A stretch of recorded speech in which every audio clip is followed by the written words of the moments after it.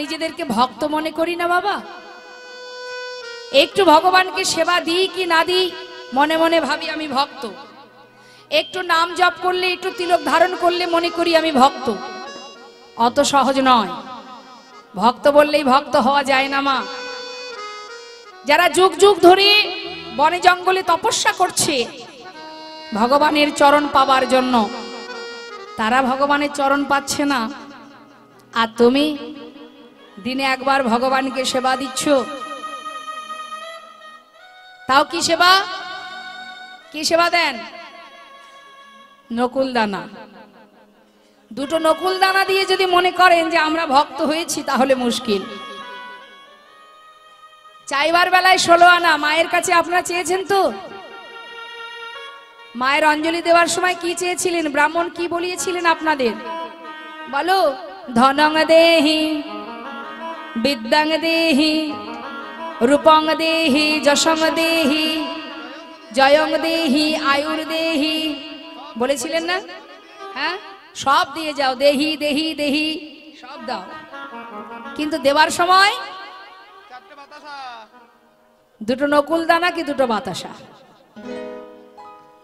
তাহলে ভগবানের প্রতি আমাদের যে ভালোবাসা, তার মধ্যে যদি আমরা ভাবি আমরা বড় পণ্ডিত, আমরা ভক্ত, আমরা সব জানি, তবেই তো বিপদ। তুমি যতই তিলক ধারণ করো, মালা জপ করো, যাই করো না কেন, তোমার ভিতরে যদি অহংকার লেশ এসে যায়, যদি তোমার ভিতরে সর্বদাই একটা হিংসার কালিমা তৈরি থাকে, তাহলে কিন্তু মা সব বৃথা। অহংকার করলে হবে না। অহংকার আবার অনেক রকমের আছে। শুধু যে মানুষের পাণ্ডিত্যের অহংকার হয় তা নয়। অনেকের আবার দেখবেন অর্থের অহংকার আছে, কারোর আবার রূপের অহংকার আছে, আবার অনেকের জাতির অহংকার আছে, আমি এই জাত সে ওই জাত। অহংকার এক রকমের নয়, বহু রকমের অহংকার আছে। কোন প্রকারে অহংকার করলেই মুশকিল, তাহলে সব সাধনাই তোমার বৃথা, সব মাটি হয়ে যাবে, কোনো লাভ নেই। দীনতা প্রকাশ করো, নত থাকো, তৃণীর ন্যায়। একটা দুর্বা ঘাসের উপর দিয়ে যখন মারিয়ে যায় বাবা, ওমা, দুর্বা ঘাসের উপর দিয়ে যখন আপনার পা দিয়ে মারিয়ে চলে যান, দুর্বা ঘাস কি করে? মাথা নিচু করে তো, নত। যখন আপনি চলে যান, তারপর আবার সে মাথাটা তোলে, তাই না? বৈষ্ণবের স্বভাব কি হবে? দুর্বা ঘাসে যদিও বা মাথা তোলে, তুমি তুলতে পারবে না, তুমি সেটাও পারবে না। ও কিছু সময় পরে তুলবে মাথা, তুমি তুলতে পারবে না। তুমি দুর্বা ঘাসের থেকেও তোমাকে নত হতে হবে। এটা হবে ভক্তির লক্ষণ, বৈষ্ণবের লক্ষণ। অত সহজ নয়। আর কি? তরুরিব সহিষ্ণু না। তরু মানে বৃক্ষ। একটা গাছ থেকে, মনে করুন লাউ গাছ, সেখান থেকে আমরা ফল ছিঁড়ে নিই, আবার প্রয়োজনে ডোগাও কেটে নিই। কিন্তু দেখা যায় কি মা, ফল ছিঁড়ে নিচ্ছেন, ডোগা কেটে নিচ্ছেন, তারপরেও সেখান থেকে আবার নতুন ডোগা বাহির হচ্ছে। একটা কাটলে 4টে ডোগা বাহির হচ্ছে, কি তাই না? আবার বৈষ্ণব সেবায় লাগছে, ভগবানের সেবায় লাগছে। তার মানে কি? বৃক্ষের মধ্যে যে সহিষ্ণুতা আছে, ভক্তের মধ্যে এমন সহিষ্ণুতা রাখতে হবে। তাহলে কি হলো বাবা? দুর্বা ঘাসের থেকেও নত, বৃক্ষের ন্যায় সহিষ্ণুতা। অমানির মান দেন। যাদেরকে কেউ মান দেয় না, ঘৃণা করে, যাদেরকে অবহেলা করে, যাদেরকে লাঞ্ছিত করে রেখেছে, যাদেরকে কেউ সম্মান করে না, বৈষ্ণবের স্বভাব হবে তাকে সম্মান করা, তাকে মান দেওয়া। বললেন অমানির মান দেন, কীর্তনীয় সদাহরি, অর্থাৎ সর্বদাই ভগবত চিন্তা, সর্বক্ষণ ভগবত চিন্তা, আন চিন্তা নয়, কৃষ্ণ চিন্তা, কৃষ্ণ ধ্যান। এই লক্ষণ যদি কারোর মধ্যে থাকে, এই কথাটা, এই যে শ্লোকটা আপনাদের আমি শোনালাম মা, এই শ্লোকটা স্বয়ং মহাপ্রভু নিজে ষড়গোস্বামীর মধ্যে একজন গোস্বামী, যার নাম রঘুনাথ দাস গোস্বামী, তাকে এই শ্লোকটা বলেছিলেন। প্রভু বলেছিলেন, রঘুনাথ, যে শ্লোকটি আমি তোমাকে শোনালাম, এটা যদি গলার মালা করতে পারো, তাহলে তুমি খুব শীঘ্রই বৃন্দাবনে কৃষ্ণ পাদ পদ্ম লাভ করতে পারবে। তাই গৌর হরি বল। তাই এই লক্ষণগুলো যদি আমাদের মধ্যে না থাকে তাহলে ভগবানের সেবা দিয়েও লাভ নেই, সবই বৃথা হয়ে যাবে। লালাবাবু যত সময় জগৎ শেঠের বাড়ি থেকে ভিক্ষা না করেছিলেন তত সময় বৈষ্ণবের কাছে তিনি দীক্ষা পাননি বাবা। তাই সাবধান। মহাজন বললেন অহংকার যদি কারোর মধ্যে এসে যায় তাহলে লাখ লাখ টাকা ভগবানের সেবায় দিলে সব বৃথা হয়ে যাবে। আর কারোর ভিতরে যদি দীনতা থাকে, যদি কারোর মধ্যে দীনতা থাকে, মহাজন বললেন তার বিদ্যারও দরকার নেই, তার অর্থেরও দরকার নেই, যদি তার মধ্যে শুদ্ধ ভক্তি থাকে, একমাত্র ভক্তি দিয়েই ভগবানকে বাঁধা যায়। বৃন্দাবনে যারা আলাভোলা গোয়ালিনী মায়েরা একটু মন দেবেন, বৃন্দাবনে যারা ব্রজবাসী তারা কি তাদের মধ্যে কি পাণ্ডিত্য ছিল? মা পণ্ডিত ছিল? তারা বিদ্যায় পণ্ডিত ছিল না, তারা ছিল আলাভোলা। তারা ভজন জানে না, সাধন জানে না। তাদের গোবিন্দের প্রতি যে প্রীতি, যে ভালোবাসা ছিল, এটা শুদ্ধ ভক্তি। এই শুদ্ধ ভক্তি ছিল বলেই মহাজন শাস্ত্রে বলে গেলেন যে ব্রজ প্রেম শ্রেষ্ঠ প্রেম, নেতাই গৌর হরি বল। তারা চলতে পথে সর্বক্ষণ যেভাবেই থাকতো সেভাবেই গোবিন্দকে ভজন করত। তার জন্য বিদ্যারও দরকার নেই, বুদ্ধিরও দরকার নেই। হয় না সিরিয়াল, অর্থাৎ সিরিয়াল। সিরিয়াল মানে কি? Serial by serial. সিরিয়াল জীবনও শেষ হবে না, যার কোনো শেষ নেই সেই তো সিরিয়াল। হ্যাঁ, তা এখন মনে করুন আমাদের জীবনটা ছোট্ট জীবন, এই সংসার জীবনটা সিরিয়াল, অর্থাৎ যার শেষ নেই, শেষ করা যাবে না, তাহলে তো আর আপনারা দেখবেন না। এখন সিরিয়ালটাকে লম্বা করতে গেলে কি করতে হবে? একটা জায়গায় 4টে বিয়ে করতে হবে। আজকে একে বিয়ে করছে, ঝামেলা বেঁধে যাচ্ছে, ছেড়ে দিয়ে আর একটা জায়গায় বিয়ে করছে। সিরিয়াল চলছে তো চলছে, আর আপনারা সেইটা দেখার জন্য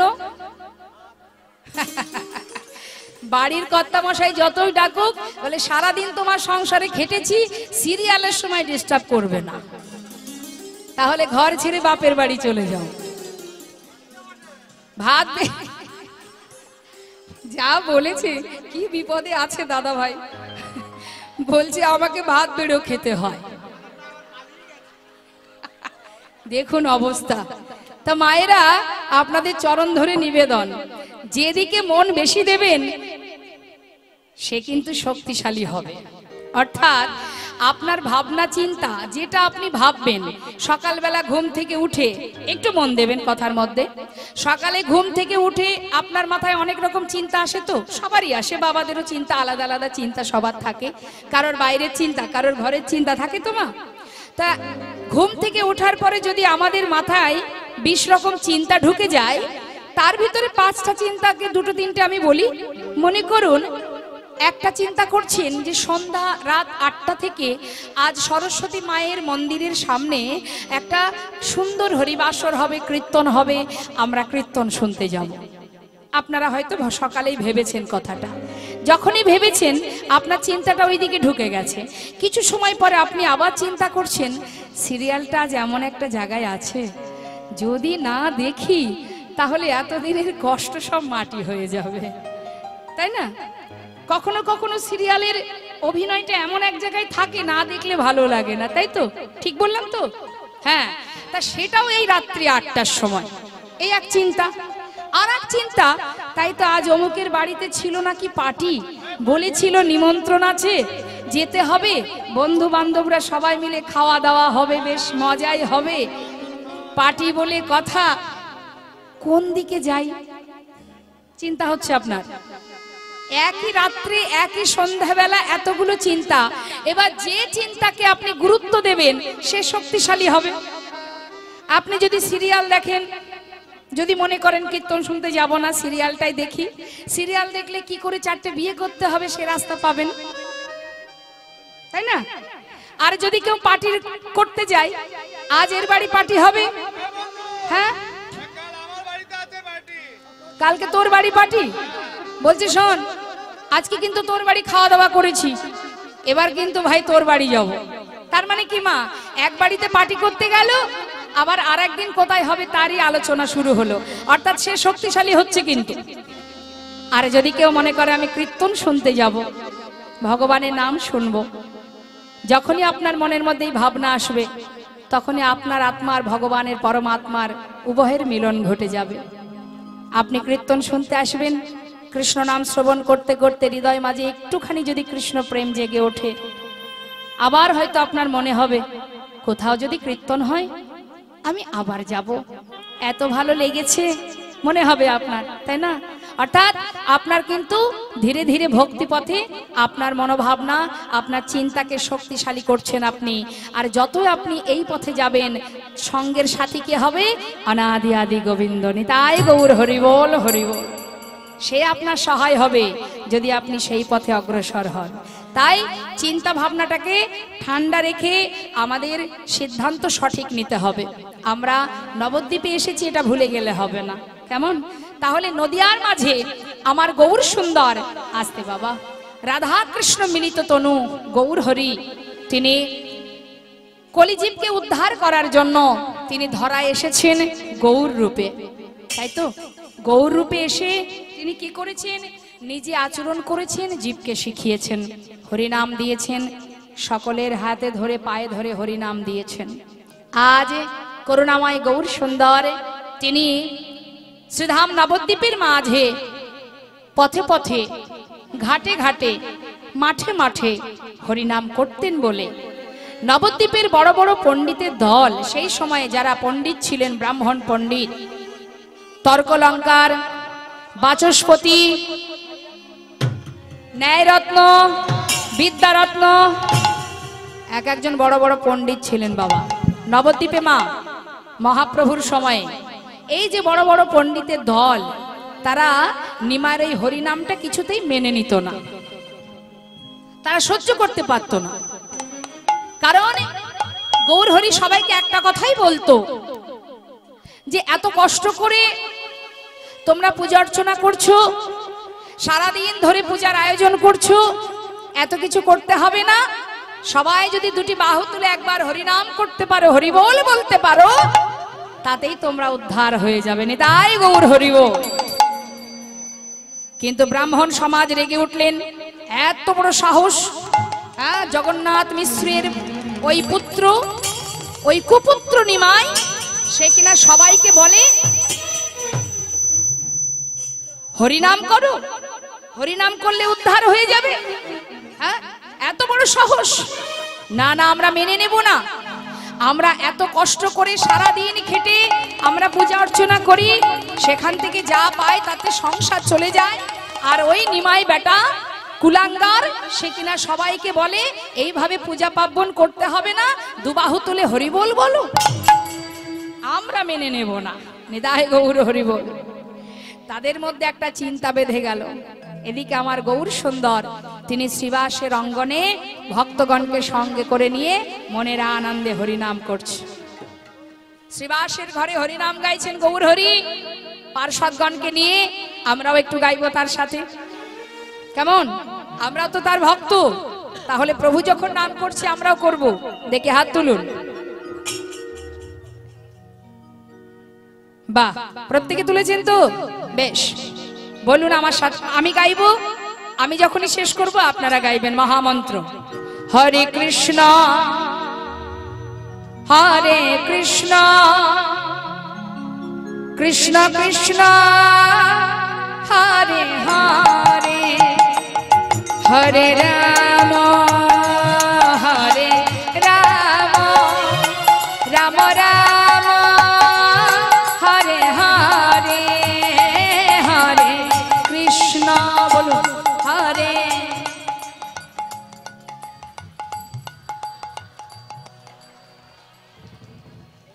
একাদশী তো পরশু। হরিবল হরিবল।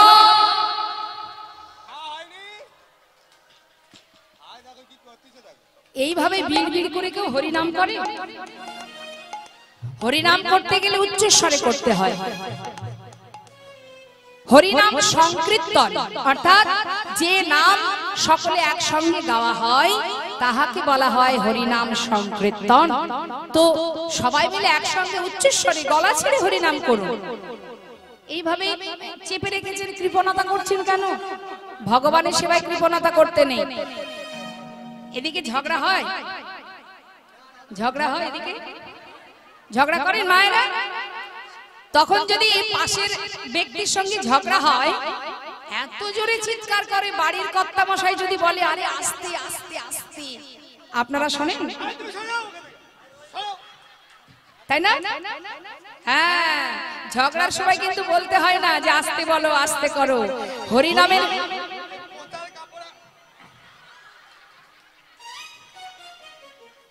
তাহলে চিন্তা করুন, তাহলে হরিনামের বেলায় কেন এমন কৃপণতা? যতটুকুনি যার কণ্ঠে আছে সুর, যে মা বসে আছেন সরস্বতী মা, তার কিন্তু দুটো কাজ। এক, তিনি বিদ্যার দেবী, তিনি বিদ্যার দেবী, আর এক হচ্ছেন সঙ্গীতের দেবী। তিনি সঙ্গীত দেন, অর্থাৎ তিনি সুর দেন, তাই আমরা গাইতে পারি। আর তিনিই বিদ্যার দেবী, যিনি আমাদের বিদ্যা দান করেন। তাই মায়ের কাছে এসে ফাঁকি দিয়ে লাভ নেই। মা কিন্তু বীণা নিয়ে বসে আছে। ভক্তরা যখনই সুরে সুরে হরিনাম গাইবে, মা বীণায় মনের আনন্দে বাজাবেন। হ্যাঁ, সবাই মিলে দেখি হাত তুলে সুরে গাইবেন। আর মেদিনীপুরের ভক্তদের বলা লাগে না, তাদের কণ্ঠে এত মিষ্টি সুর আমার জানা আছে। হ্যাঁ, সবাই গাইবেন হরে কৃষ্ণ হরে কৃষ্ণ কৃষ্ণ কৃষ্ণ হরে হরে, হরে রাম রাম রাম হরে হরে। বলুন হরে কৃষ্ণ হরে বা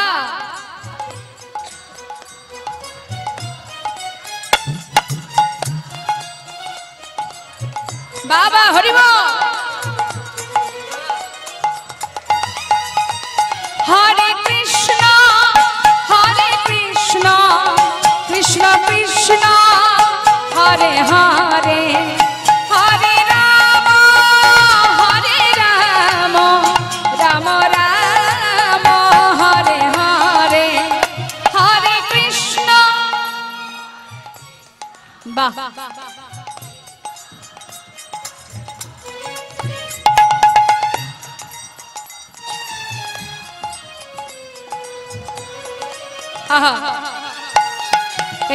হরে কৃষ্ণ কৃষ্ণ কৃষ্ণ কৃষ্ণ হরে হরে, হরে রাম রাম রাম হরে হরে, হরে কৃষ্ণ হরে হরে হরে হরে, হরে রাম রাম রাম হরে হরে। হরিনাম হচ্ছে কোথায়? শ্রীবাসের ঘরে, নবদ্বীপের মাঝে শ্রীবাস পণ্ডিতের ঘরে। মায়েরা, শ্রীবাস পণ্ডিত হচ্ছে দেবর্ষি নারদ। দাপর যুগে যিনি ছিলেন দেবর্ষি নারদ, এই দেবর্ষি নারদ 3 যুগ, সত্য ত্রেতা দাপর, 3 যুগে ভগবানকে নাম শুনিয়েছে বীণা বাজিয়ে। এই বীণাটা কে দিয়েছিল? মা সরস্বতী। ভগবান বলেছিল, দেবর্ষি তোমার মুখে নাম শুনে আমি শান্তি পাচ্ছি না গো। কারণ মুখে নাম করতে করতে যদি একটা যন্ত্র থাকতো, একটা সুরের যন্ত্র থাকলে নাম শুনতে আরো বেশি ভালো লাগতো। দেবর্ষি নারদ বলছে, প্রভু বিনা যন্ত্র কোথায় পাবো? তখন ভগবান বললেন, তুমি দেবীর কাছে যাও, তার কাছে গিয়ে আমার কথা বলো, সে তোমাকে যন্ত্র দেবে। যেই না দেবী সরস্বতীর কাছে গেলেন, মা সরস্বতী চিন্তা করলেন, আমি ভগবানের কৃপা পাই বা না পাই, আজকের এই বীণাটা আমি দেবর্ষিকে দান করব। যদি এই বীণা বাজিয়ে প্রভুকে সুখ প্রদান করে, আমি তাতেই সন্তুষ্ট। তাই সেই বীণা দেবর্ষি নারদকে দান করেছিলেন। আর দেবর্ষি নারদ সেই বীণা বাজিয়ে প্রভুকে যখন নাম শোনাচ্ছেন, তখন ভগবান বললেন, শোনো দেবর্ষি, তোমার মুখে নাম শ্রবণ করে আমার 1 জন্মে স্বাদ মিটবে না।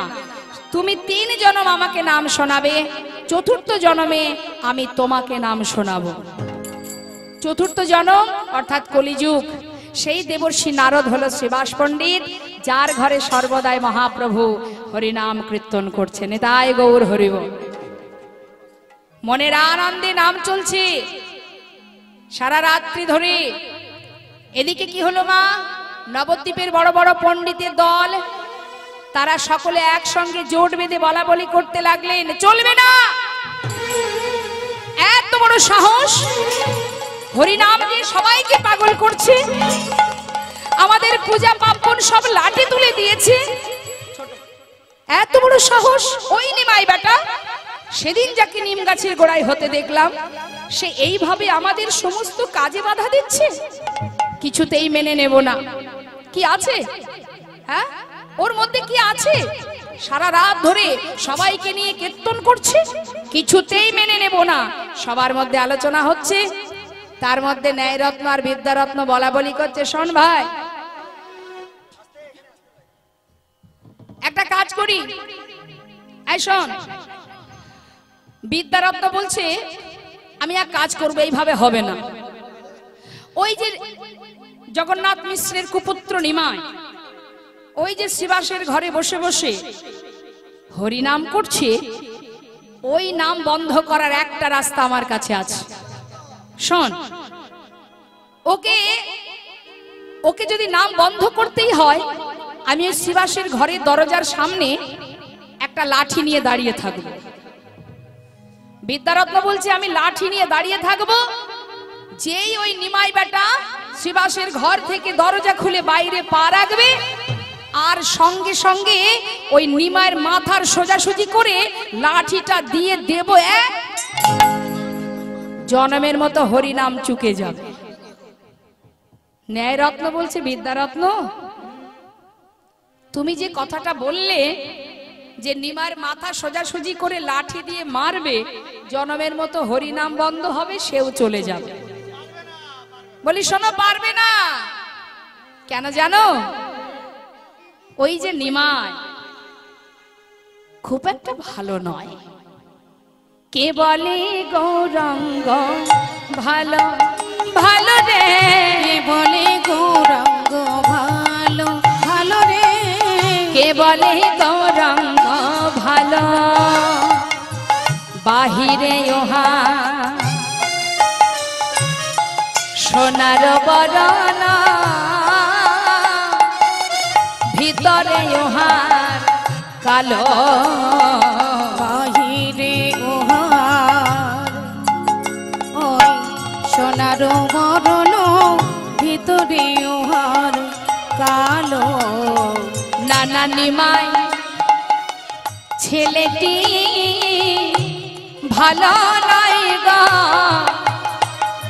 ওই নিমাই ছেলেটি ভালো নয় গো, আমরা তাকে ভালো বলি না। ওই নিমাই ছেলেটি ভালো নয় গো, আমরা তাকে ভালো বলি না, নিমাই ছেলেটি ভালো নয় গো। কি বললেন মা? বললেন, বাহিরে দেখিতে সোনার বরণ, ভিতরে উহার কালো। শোনো, বাহিরে দেখিতে সরল সুন্দর, যেমতি পটেতে আঁকা, বাহিরে দেখিতে সরল সুন্দর, যেমতি পটেতে আঁকা, আবার ভিতরে খুঁজিলে দেখিতে পাইবে তিন ঠাই তিন বাঁকা। আর ভিতরে খুঁজিলে দেখিতে পাইবে তিন ঠাই তিন বাঁকা। ওই নিমাই ছেলেটি ভালো নয় গো, ওই না নিমাই ছেলেটি ভালো নয় গো, নানা নদী আর নিমাই ছেলে ভালো নয়, নানা নদিয়ার নিমাই ছেলে ভালো নয়। ও গো আমরা তাকে ভালো বলি না, নদী আর নিমাই ছেলে ভালো নয়, আমরা তাকে ভালো বলি না, নদিয়ার নিমাই ছেলে ভালো নয়। বাহিরে দেখিতে আহা সরল সুন্দর যেমতি পটেতে আঁকা। বাহিরে দেখিতে সরল সুন্দর যেমতি পটেতে আঁকা। মোটেও ভালো নয়। হ্যাঁ শোনো শোনো, আমরা তাকে ভালো বলি না, কিন্তু বিদ্যারত্ন তুমি যদি ওকে মারতে যাও, কে জানে বাবা ওর এত জাদু আছে। তুমি যদি ওর চোখের সামনে গিয়ে লাঠি দিয়ে মারতে চাও, আচ্ছা ও বিদ্যারত্ন, তুমি যখন ওকে মারবে কোন দিকে তাকিয়ে মারবে? মায়েরা বলুন দেখি, ও মা আমার দিকে। কাউকে যদি কারোর মাথায় যদি আঘাত করতে হয় কোন দিকে তাকিয়ে মারতে হয়? মুখের দিকে তাকিয়ে তো। তা ন্যায়রত্ন জিজ্ঞাসা করছে বিদ্যারত্নকে, বিদ্যারত্ন তুমি যে মারবে কোন দিকে তাকিয়ে? বলছে কেন, ওর মুখের দিকে। ওর মুখের দিকে তাকিয়ে মারবে। আচ্ছা বলো তো ওর দুটি চোখ, আহা কটি চোখ? বলে দুটি। তোমার কটি চোখ? দুটি। শোনো শোনো, যখনই ওর মুখের দিকে তাকাবে ওর চোখে তোমার চোখ যাবে, দুয়ে দুয়ে যখন 4 হয়ে যাবে তখন কি হবে জানো? শোনো, ওই দুয়ে দুয়ে যখন 4 হবে তার চোখের দিকে যখন তুমি তাকাবে আর তো তোমার মারা হবে না। তখন কি করবে জানো? তুমি ওই চরণে শরণ নেবে, ওই চরণে শরণ নেবে। তুমি ওই চরণে শরণ নেবে। তোমার হাতের লাঠি ফেলে দিয়ে ওই চরণে শরণ তোমার নেবে। হাতের লাঠি ফেলে দিয়ে ওই চরণে শরণ নেবে। তোমার হাতের লাঠি ফেলে দিয়ে নানা আর মারা তোমার হবে না গো। নিতাই গৌর হরি বল, হরি বল। তোমার আর মরা হবে না গো। আমার হাতের লাঠি ফেলে দিয়ে তোমার আর মারা হবে না গো। হাতের লাঠি ফেলে দিয়ে তোমার আর মরা হবে না গো। হাতের লাঠি ফেলে দিয়ে তোমার আর মরা হবে না গো। হাতের লাঠি ফেলে দিয়ে ওই চরণে শরণ নেবে। বিদ্যারত্ন বলছে তাহলে এক কাজ করব। ওমা আমার দিকে তাকান, নিমাইকে মারতে গিয়ে যদি আমার এমন দশা হয় তাহলে নিমাইকে মারবো না। নিমাইয়ের দাদা আছে না? নিমাইয়ের দাদা কে? নিত্যানন্দ। বলছে ওকে যদি মারতে না পারি তাহলে ওর দাদা নিতাই ওকে মারবো। যেই না বলেছে তো সঙ্গে সঙ্গে ন্যায়রত্ন বলছে শোনো বিদ্যারত্ন, তুমি একে তবুও মারতে পারবে, কিন্তু ওর দাদা নিতাই অর্থাৎ নিতাইকে তুমি মোটেও মারতে পারবে না। কেন পারবো না? বলে দেখো শোনো, শুনেছি নাকি ওকে সবাই নবদ্বীপে পাগলা নিতাই বলে ডাকে। এখন তুমি যদি ওকে মারতে যাও, ওর গায়ের বাতাস যদি তোমার লেগে যায়, দেখা গেল কি হবে?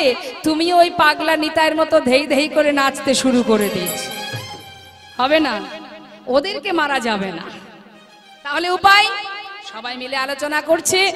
আর এদিকে নবদ্বীপের বড় পণ্ডিত চপল গোপাল এত চঞ্চল ছিলেন, এত দুষ্টু ছিলেন। হ্যাঁ, এই চপল গোপাল তিনি প্রতিদিন ভবানী মায়ের পূজা করতেন। মা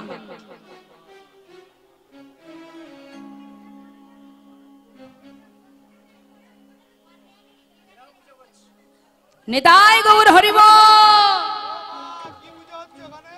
সামনে বসে এত কথা বলছেন, নিতাই গৌর হরি বল। আমার দিকে তাকান, আমার দিকে। নবদ্বীপের বড় পণ্ডিত নাম কি তার? চপল গোপাল। এই চপল গোপাল প্রতিদিন মায়ের পূজা করতেন, ভবানী মায়ের পূজা। তা তিনি সারা রাত ধরে সোরা পান করে একেবারে উদর পরিপূর্ণ করে সোরা পান করেছে। মা মদ্যপান করে মাকে সুন্দর করে পূজা টুজা দিয়ে তিনি হেলতে দুলতে টলতে টলতে এবার ঘরের দিকে ফিরছে। আর যেখান থেকে তিনি ফিরছেন সেই পথেই কিন্তু শ্রীবাসের ঘর। শ্রীবাস পণ্ডিত সবাইকে নিয়ে আনন্দ করছে, মহাপ্রভু হরিনাম গাইছে, আর সেই ঘরের সামনে নবদ্বীপের আর সমস্ত পণ্ডিত ব্রাহ্মণরা দাঁড়িয়ে আছে। সেই পথ দিয়ে চপল গোপাল যাচ্ছে, মায়ের নাম করতে করতে গাইতে গাইতে যাচ্ছে। কি বলছে? শ্যামা মা মাগয়ামা দেখি তরে নয়ন ভরে। শ্যামা মা মাগয়ামা দেখি তোরে নয়ন ভরে। শ্যামা মা মাগয়ামা দেখি তরে নয়ন ভরে। শ্যামা আমার মাগো আমার দেখি তোরে নয়ন ভরে। ও মা, মা মামা বলে ডাকব না মা, মা মারে যদি আমায় না নিষ্কলে। আমি মামা বলে ডাকিব না আর মাগো, যদি নানি কোলে তুলে। শ্যামা মা মাগয়া মা দেখি তরে নয়ন ভরে। শ্যামা মার মাগয়ামা জয় মা। দেখি তোরে নয়ন ভরে।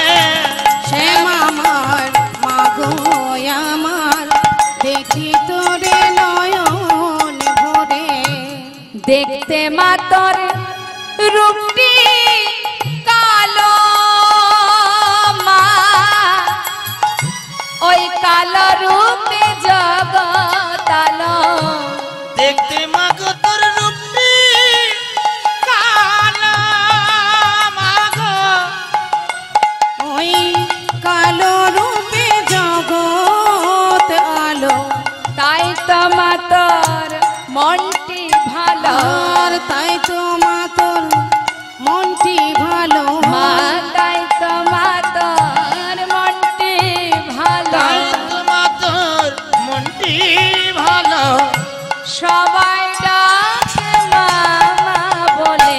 শ্যামা মার মাগয়ামা দেখি তোরে নয়ন ভরে। শ্যামা মার মাগয়ামা দেখি তোরে নয়ন ভরে।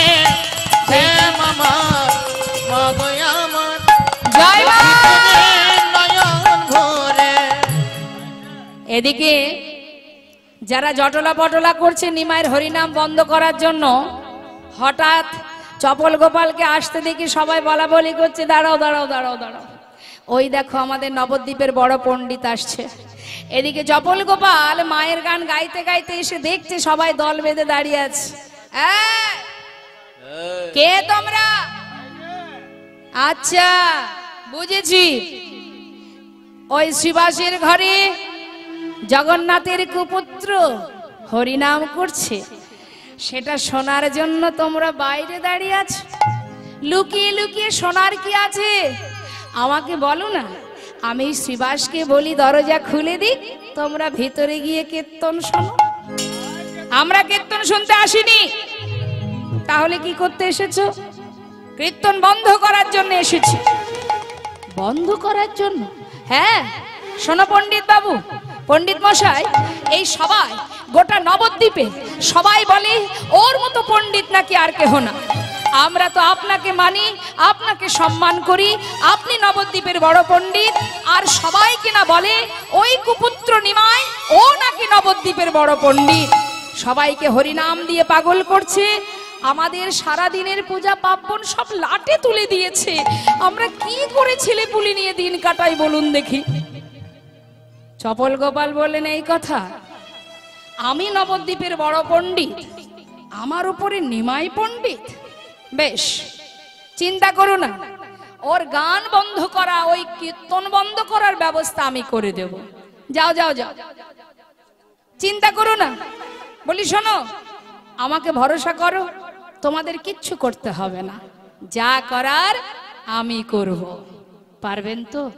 পারবেন তো? আমরা চাই সবাই আপনাকে সম্মান করুক, নিশ্চয়ই। চিন্তা করো না, যাও যাও সবাই ঘরে চলে যাও, আমি দেখছি কি করা যায়।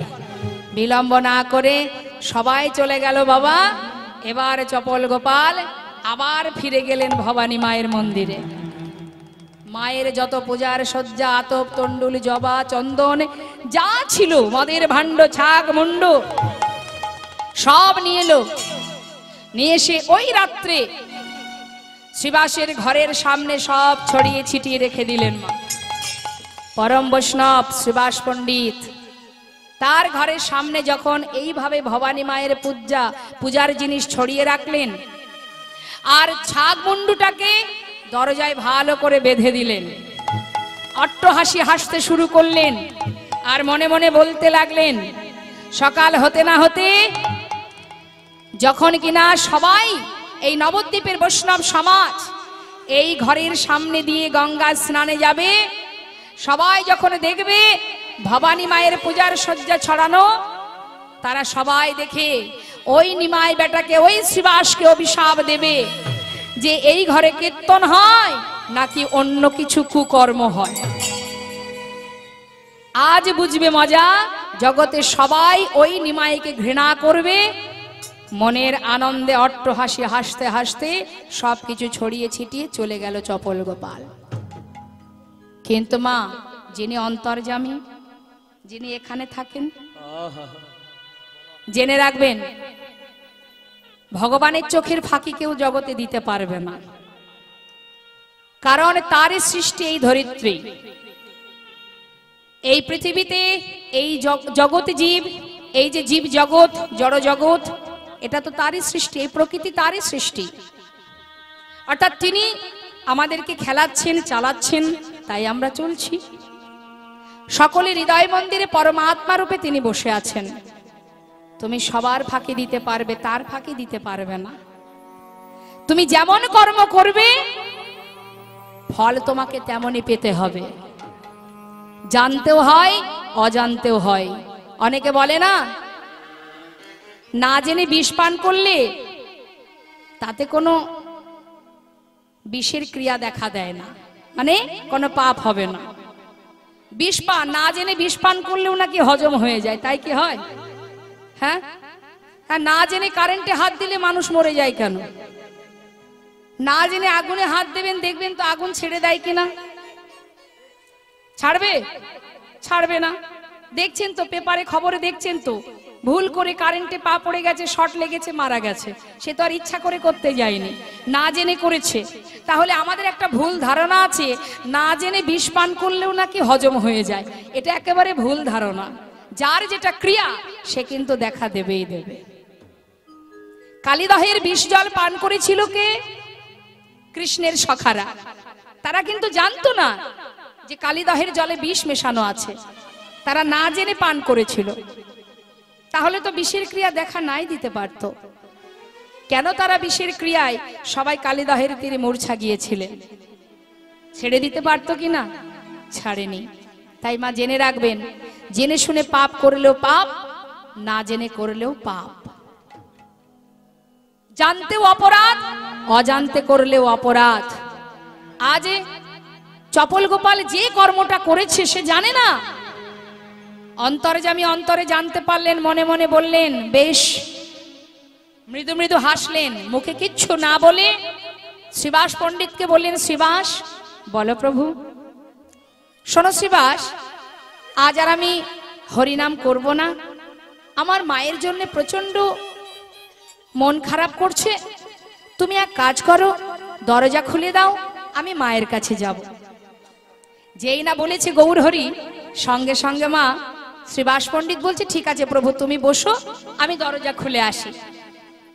ছুটে গিয়ে যেই না দরজাটা খুলেছে মা, দরজা খোলা মাত্রই দেখছে ভবানী মায়ের পূজার সজ্জা ছড়িয়ে ছিটিয়ে রেখেছে কে।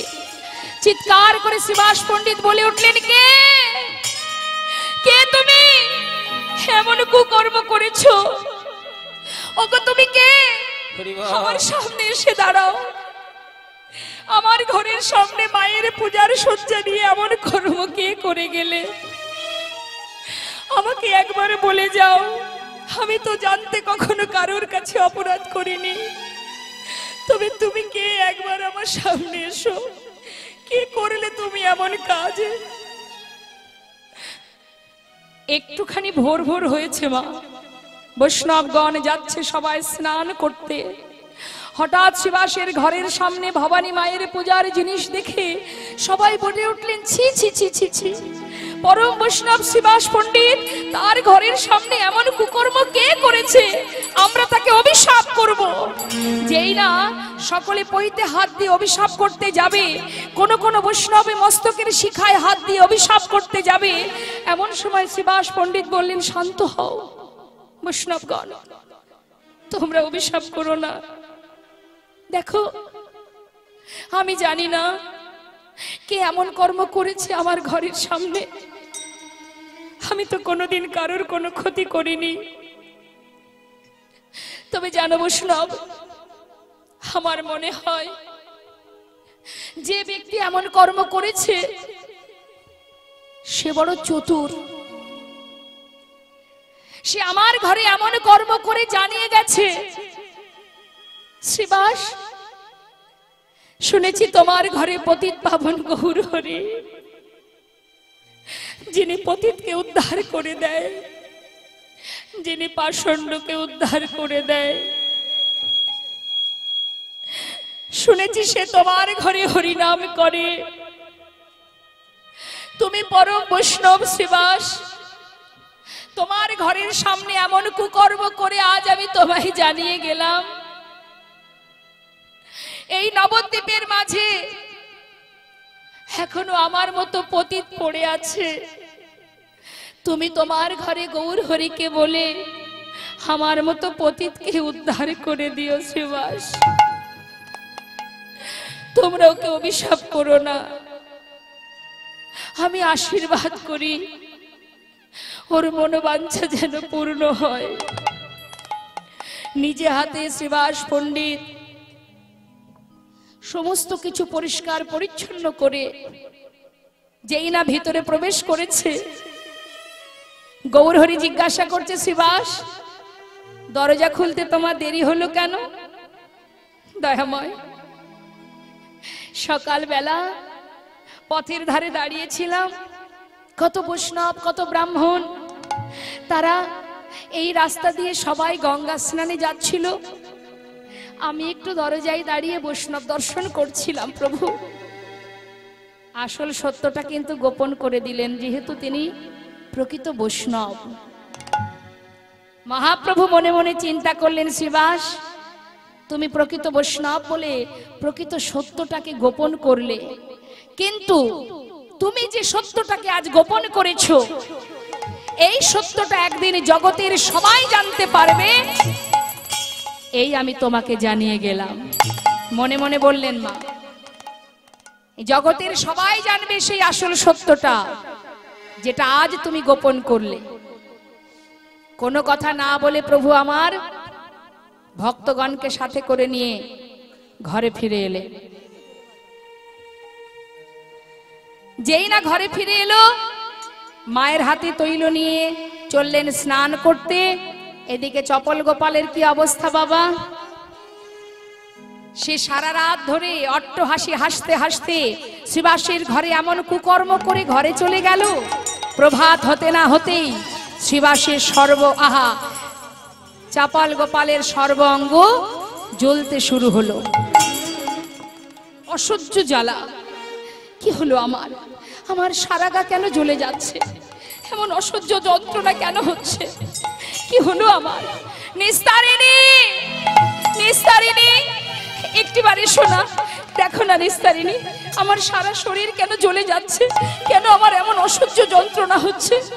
নিস্তারিণী বলছে, স্বামী কি হয়েছে তোমার? সারা অঙ্গ জ্বলে যাচ্ছে তোমার? দাঁড়াও দাঁড়াও, আমি একজন বৈদ্যকে ডেকে নিয়ে আসি। আগেকার সময় তো বাবা কবিরাজ ডাক্তার ছিল না। আগেকার সময়ে কোনো রোগ ব্যাধি হলে হয় কবিরাজকে ডাকতো বা কোনো বৈদ্যকে ডাকতো। তাই বিলম্ব না করে নিস্তারিণী এক বৈদ্যকে ডেকে নিয়ে এলেন।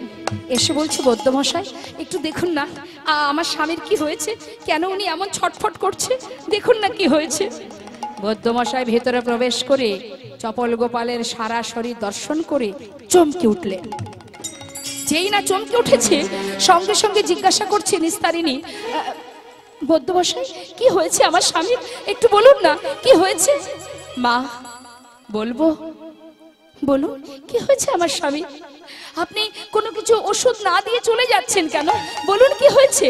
মা, তোমার স্বামীর যে ব্যাধি হয়েছে এই ব্যাধির আর কোনো ওষুধ হয় না, আমার কাছে নেই। সে কি ব্যাধি যার কোনো ওষুধ নেই? দুরারোগ্য ব্যাধি কুষ্ঠ। না, কি আমার স্বামীর অঙ্গে কুষ্ঠ? বৈদ্য তো চলে গেলেন বাবা। নিস্তারিণী মনে মনে চিন্তা করছে, বেশ, আজ যখন তার অঙ্গে কুষ্ঠ হয়েছে এখানে তো আর থাকা সম্ভব নয়। শোনো স্বামী, একটা কথা বলি তোমায়, এতদিন আমি তোমার সেবা করেছি, তোমার সংসারে কর্ম করেছি, যা করেছি করেছি, কিন্তু দেখো এবার আমার মনে হয় আমাকে কিছুদিনের জন্য একটু বাপের বাড়ি যেতে হবে। নিস্তারিণী, হে তুমি কি বলছো? না না, এমন কথা বলো না। দেখো দেখো নিস্তারিণী, আমার সারা শরীরে অসহ্য যন্ত্রণা, দেখো কি হয়েছে, আর তুমি আমায় ছেড়ে চলে যেতে চাইছো?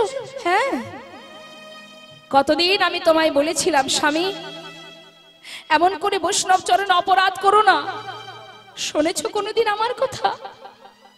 কত বলেছি তুমি কুকর্ম করো না, তুমি কখনো বৈষ্ণবের গলার তুলসীর মালা ছেড়ে ফেলো না, এত করে বারণ করেছি, কোনোদিন শুনেছো আমার কথা? আজ যেমন কর্ম করেছো তার তেমন ফল পেয়েছো।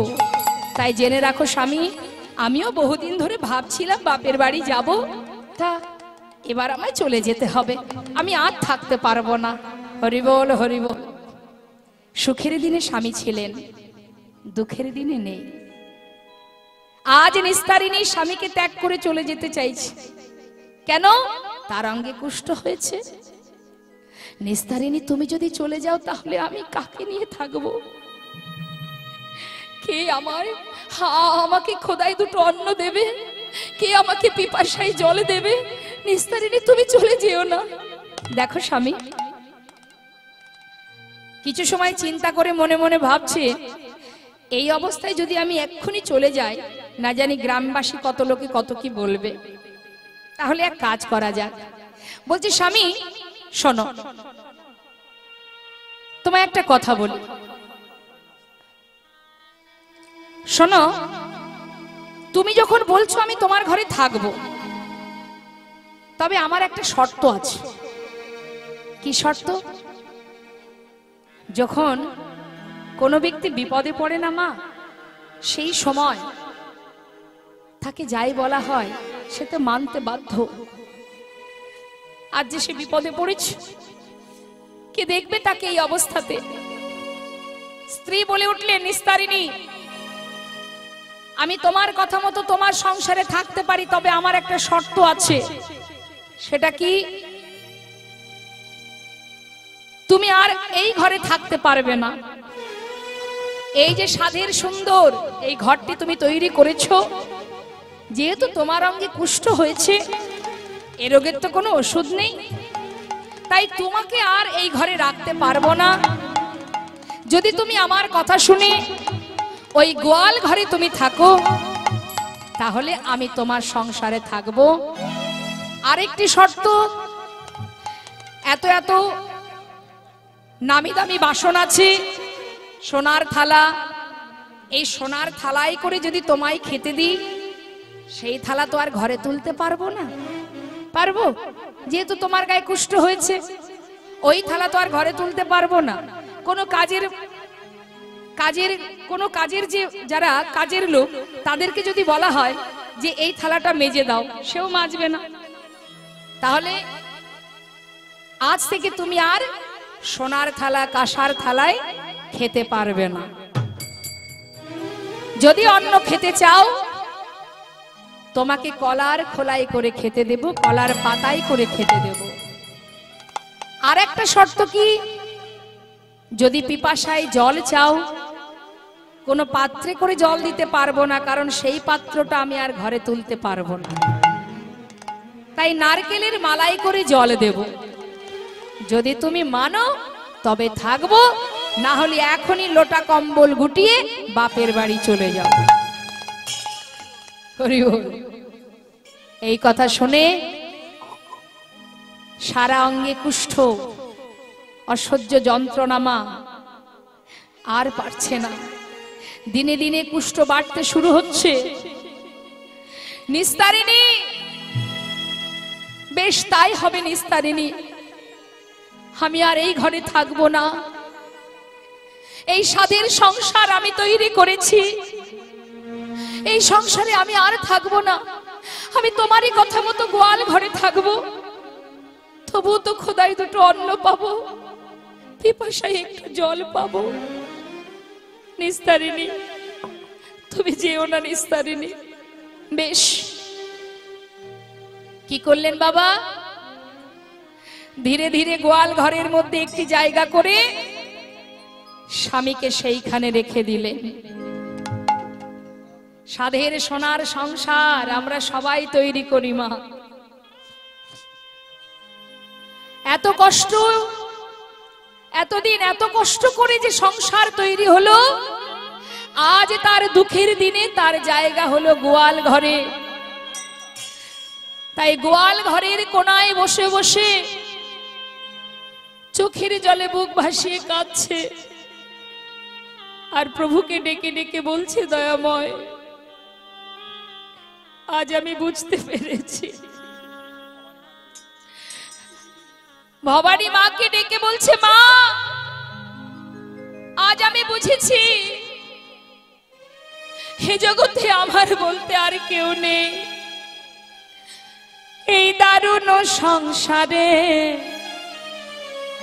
চরিত্র দেখিয়া আমার পরাণে লাগিছে ভয়। এই দারুণ সংসারে চরিত্র দেখিয়া পরাণে লাগিছে ভয়। এই না কলির কাল সাপের মুখে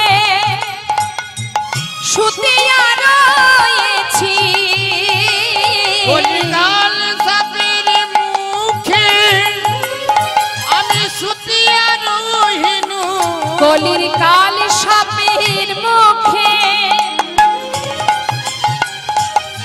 শুতিয়া রয়েছি, না জানি কখন কি হয়, না জানি কখন কি হয়। কলিকাল সাপের মুখে শুতিয়া রয়েছি, না জানি কখন কি হয় আমার, না জানি কখন কি হয়।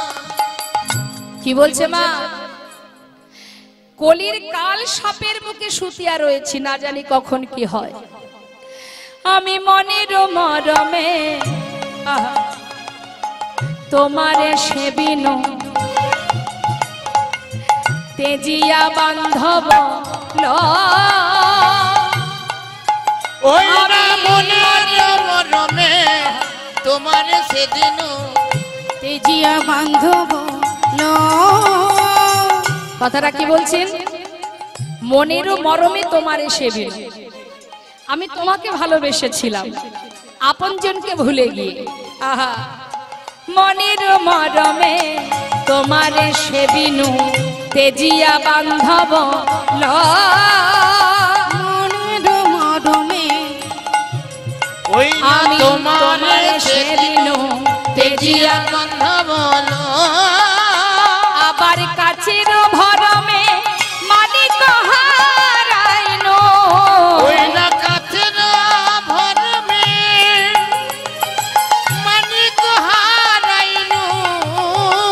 আমি কাছের ভরমে মানিক হারাইনো, আমি কাছের ভরমে ওগো পাইয়া দারুণ আমি পাইয়া দারুণ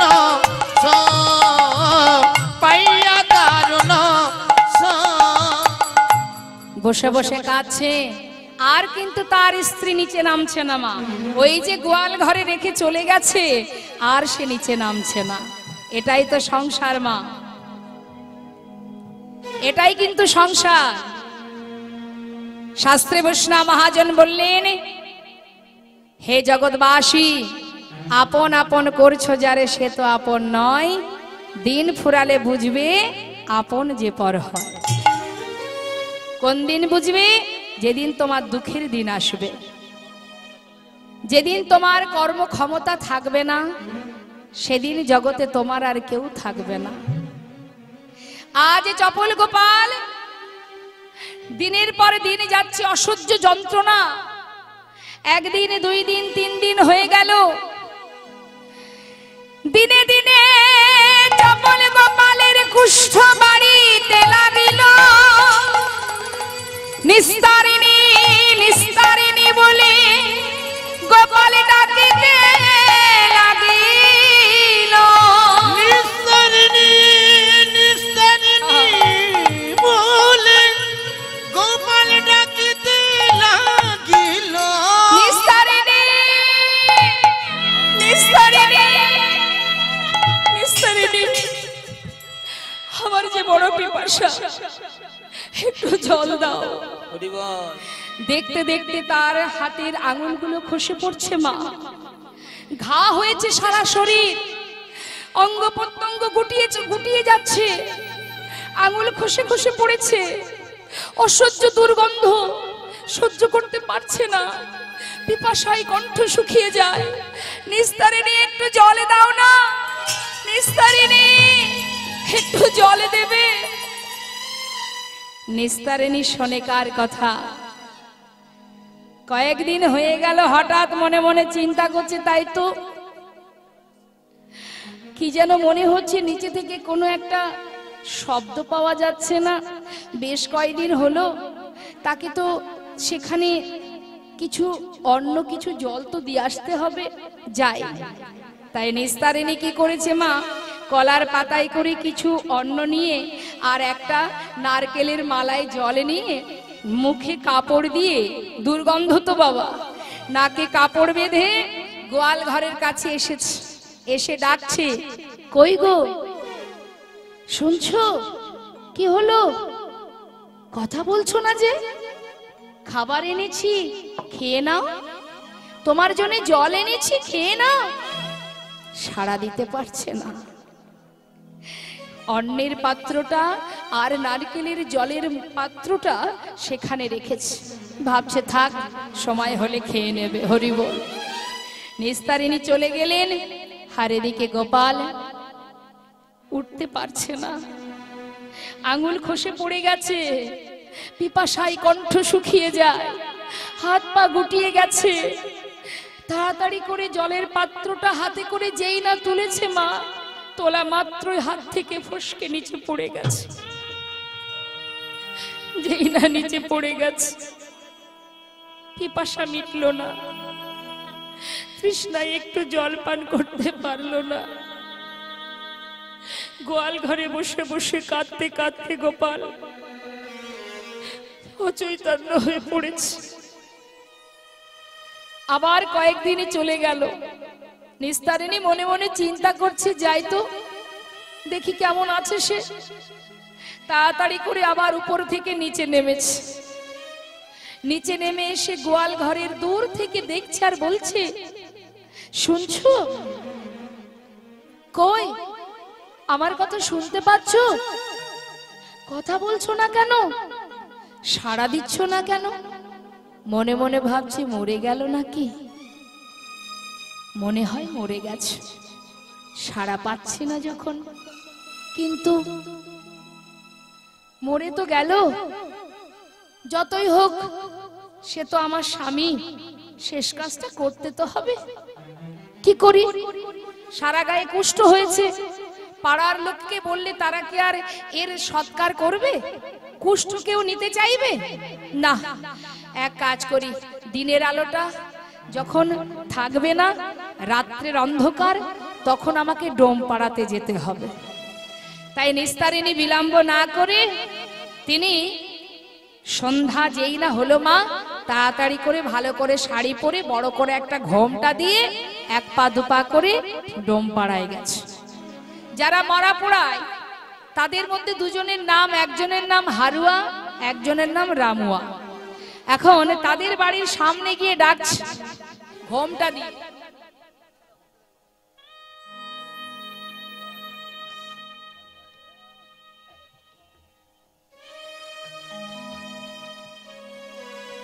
ঘরের দরজার সামনে গিয়ে ডাকছে। কি বলছে? হারুয়া, এই রামুয়া, বলি এই হারুয়া, বাড়িতে আছিস? হারুয়া রামুয়া প্রতিদিন মরা পোড়ানোর কাজ করে শ্মশানে। এখন হঠাৎ করে বাইরে থেকে কারোর কণ্ঠস্বর পেয়ে তাড়াতাড়ি করে দুজনে বাইরে এসেছে। বাইরে এসে দেখছে, কে কে তুমি? আরে আমি ওই বামন পাড়া থেকে এসেছি রে। আরে এ কি মাইজি, এত রাত্রে এখানে কি করতে? আরে আমাদের তো বলতে পারতেন, আমরা চলে যেতাম। এত রাত্রে ব্রাহ্মণ ঘরের বউ, এত রাত্রে আমাদের ঘরে কি হয়েছে মাইজি? হারুয়া, আমি বড় বিপদে পড়েছি বাবা। বিপদে? কি হয়েছে মাইজি, আমাদেরকে বলুন। দেখ বাবা, আমাদের বাড়িতে না অনেক বছর ধরে একটা কাজের লোক ছিল। সে না এই কয়েকদিন আগে অসুস্থ ছিল। হঠাৎ করে জানতে পারলাম তার কুষ্ঠ হয়েছে। বাবা, কুষ্ঠ রেগে ভুগে সে মারা গেছে। আজ এই গত রাত্রে মারা গেছে। তা দেখ, শত হলেও আমাদের বাড়িতে এতগুলো বছর কাজ করেছে, আমাদের তো একটা দায়িত্ব থেকেই যায়, তাই না? তা জানা বাবা, তোরাই পারবি আমাকে এই বিপদ থেকে রক্ষা করতে। সবার দ্বারা তো হবে না, জানা হারুয়া, পারবি? পারবি সেই কাজের লোকটা যে আমাদের ঘরে এতদিন কাজ করেছে, তাকে একবার শ্মশানে নিয়ে তার শেষ কাজটা করতে? হারুয়া রামুয়া বলছে, মাইজি কেন পারবো না, আমাদের তো এটাই কাজ। কিন্তু মাইজি, যাই হোক, কুষ্ঠ তো, শুধু শুধু এত বড় কাজ করে দেব, তার জন্য যদি কিছু পেতাম। আচ্ছা আচ্ছা দাঁড়া, ঠিক আছে, এই নে আমার গলার হারটা, সোনার হার, এটা আমি তোদের দিলাম। বাবা বাবা, মাইজি আপনি কত ভালো মাইজি। ঠিক আছে, চিন্তা করতে হবে না, আমরা ঠিক যাব। আয়, দেরি করিস না কেমন, আমি আগে আগে যাই। চলে গেলেন মা। এদিকে দুইজন দুই ডোম যাচ্ছে মা। আহা, গোপাল অচৈতন্য হয়ে পড়ে আছে। যেই না ভিতরে ঢুকেছে, মাইজি কোথায় সে? ওই দেখ, ওই যে গোয়াল ঘরে, দেখছিস না বসে আছে? ওই দেখ শুয়ে আছে, দেখ দেখ। আহা, দুইজনে বলে উঠলেন, মাইজি গোয়াল ঘর কেন মাইজি? এত বড় বাড়ি, তার কোনো কোণে কি একটু তার জায়গা হলো না? তাকে গোয়াল ঘরে রেখেছেন। আর একজন বলছে, এই রামুয়া, এত কথায় কাজ কি? হার নিয়েছি, সোনার হার, যেখানে রাখে রাখুক, আমরা যে কাজে এসেছি চল সেই কাজটা করে দিই। এই বলে যেই না মা ভিতরে ঢুকতে যাবে, হঠাৎ দুর্গন্ধ নাসিকায়, ইস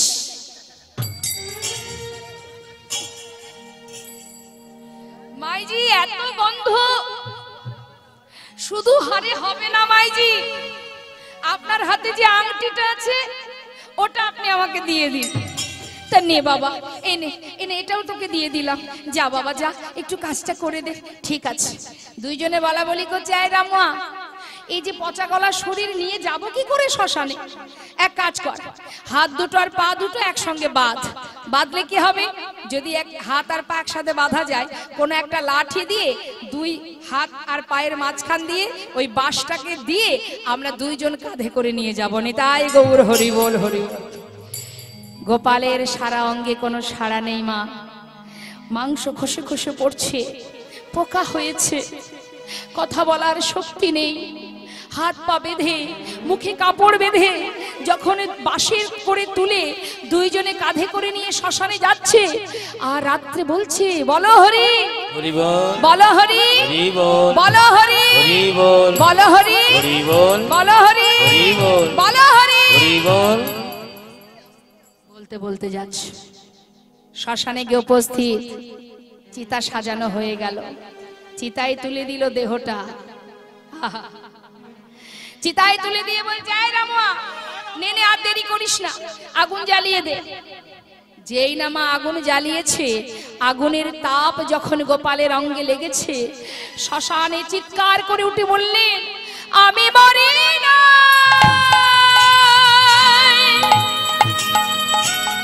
হগকে আমি মরি না, আমি মরি না। কে গো তোমরা? আমাকে জীবিত পুড়িয়ে মেরো না, আমি যে এখনো মরিনি। তোমরা কে? হরি বল। হারুয়া রামুয়া বলা বলি করছে, এই ভূত নাকি রে? হ্যাঁ দেখ দেখ, আগুনের মধ্যে চিৎকার করে বলছে। না না রে, আয় না, আয় এদিকে আয়, আয় তো দেখি, ভালো করে দেখে আসি। একেবারে আগুনের মধ্যে দিয়ে ভালো করে দেখছে, আগুনের যে আলোটা না মা, ওই আলোতে মুখটা দেখছে, দেখছি কি এ তো আমাদের দাদা ঠাকুর। ছি ছি ছি ছি, এই নামা নামা নামা, শিগগিরই নামা। যেই না নামিয়েছে, আহা, এ কি ব্রাহ্মণ ঠাকুর, আপনার এই অবস্থা? হ্যাঁ, এই যে ব্রাহ্মণ হত্যার দায়ে পড়তাম আমরা। ছি ছি ছি ছি। তাড়াতাড়ি করে চিতা থেকে নামিয়ে একটা গাছের তলায় বসিয়ে বলছে বাবা ঠাকুর, মাইজি যে বলল বাড়ির কাজের লোক, ছি ছি ছি ছি, মাইজি এত বড় মিথ্যা কথা বললো বাবা ঠাকুর। আরে আমরা তো মরা পোড়ায় শ্মশানে পড়ে থাকি, সারাদিন সোনা পান করে ঘরে ফেরার সময় ওই পথের মাঝে পড়ে থাকি, আর আমাদের স্ত্রী যারা, তারা লণ্ঠন হাতে করে নিয়ে আমাদেরকে খুঁজতে আসে। আর বাবা ঠাকুর, আপনাকে পোড়ানোর জন্য আপনার স্ত্রী সে সোনার চেন, হাতের আংটি সব দিয়েছে আমাদের। কি বললি তোরা? কই একটু দেখা। সোনার তৈরি সেই হারটি দর্শন করে চোখের জলে বুক ভাসিয়ে কাঁদে আর বলে, জানিস হারুয়া, বড় সাধ করে এই সোনার হারটি আমি আমার নিস্তারিণীকে গড়ে দিয়েছিলাম। আজ সেই সোনার হার আমার এই মৃত্যু পথযাত্রী হবে আমি বুঝতে পারিনি। বাবা ঠাকুর, যেহেতু আমরা সোনার হার নিয়েছি, আংটি নিয়েছি, তাই আপনাকে আর বাড়িতে দিয়ে আসতে পারবো না। আপনার যা হাল, আপনার যা অবস্থা, আপনার আজ না হোক কাল হয়তো আপনি মারা যাবেন। আমরা প্রতিদিন আসবো, দেখে যাব, প্রতিদিন দেখে যাব। যদি আপনি মারা যান, আপনাকে আমরা শেষ কাজটা করে দিয়ে যাব। এই বলে চলে গেল বাবা। একা একা শ্মশান ঘাটে বসে আছে, আর চোখের জলে বুক ভাসিয়ে কাঁদছে, আর ডেকে ডেকে বলছে মা ভবানীকে, কোন পাপে মা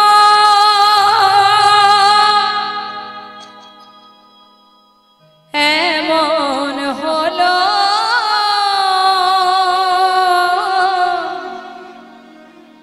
বল দয়ামা,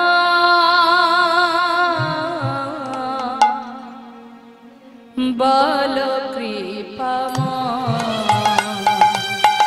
কোন পাপে মা এমন হলো,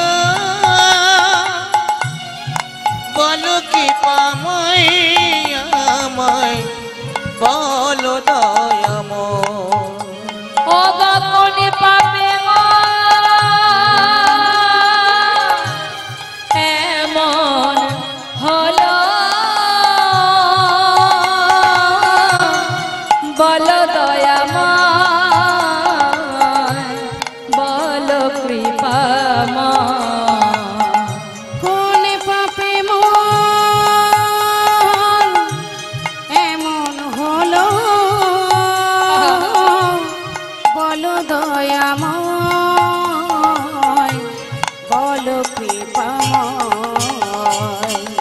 জীবনটা মমের বাতি,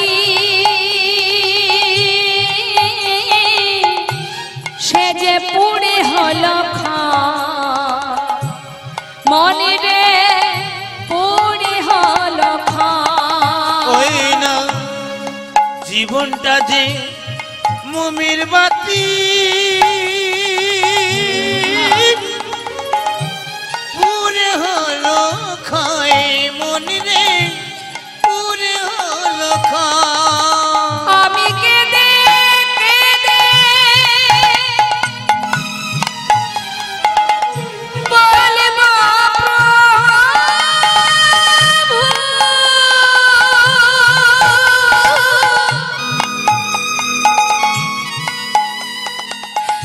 এই কি তোমার বিচার প্রভু,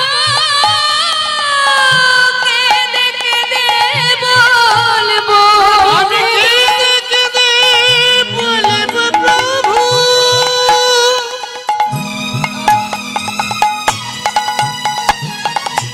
এই যে তোমার বিচার প্রভু, কেঁদে কেঁদে বলবো।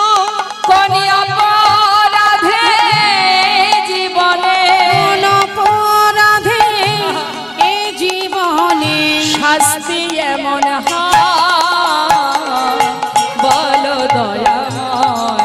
নিতাই গৌর হরি বল হরি বল। এমন হলো বলো দয়াময়,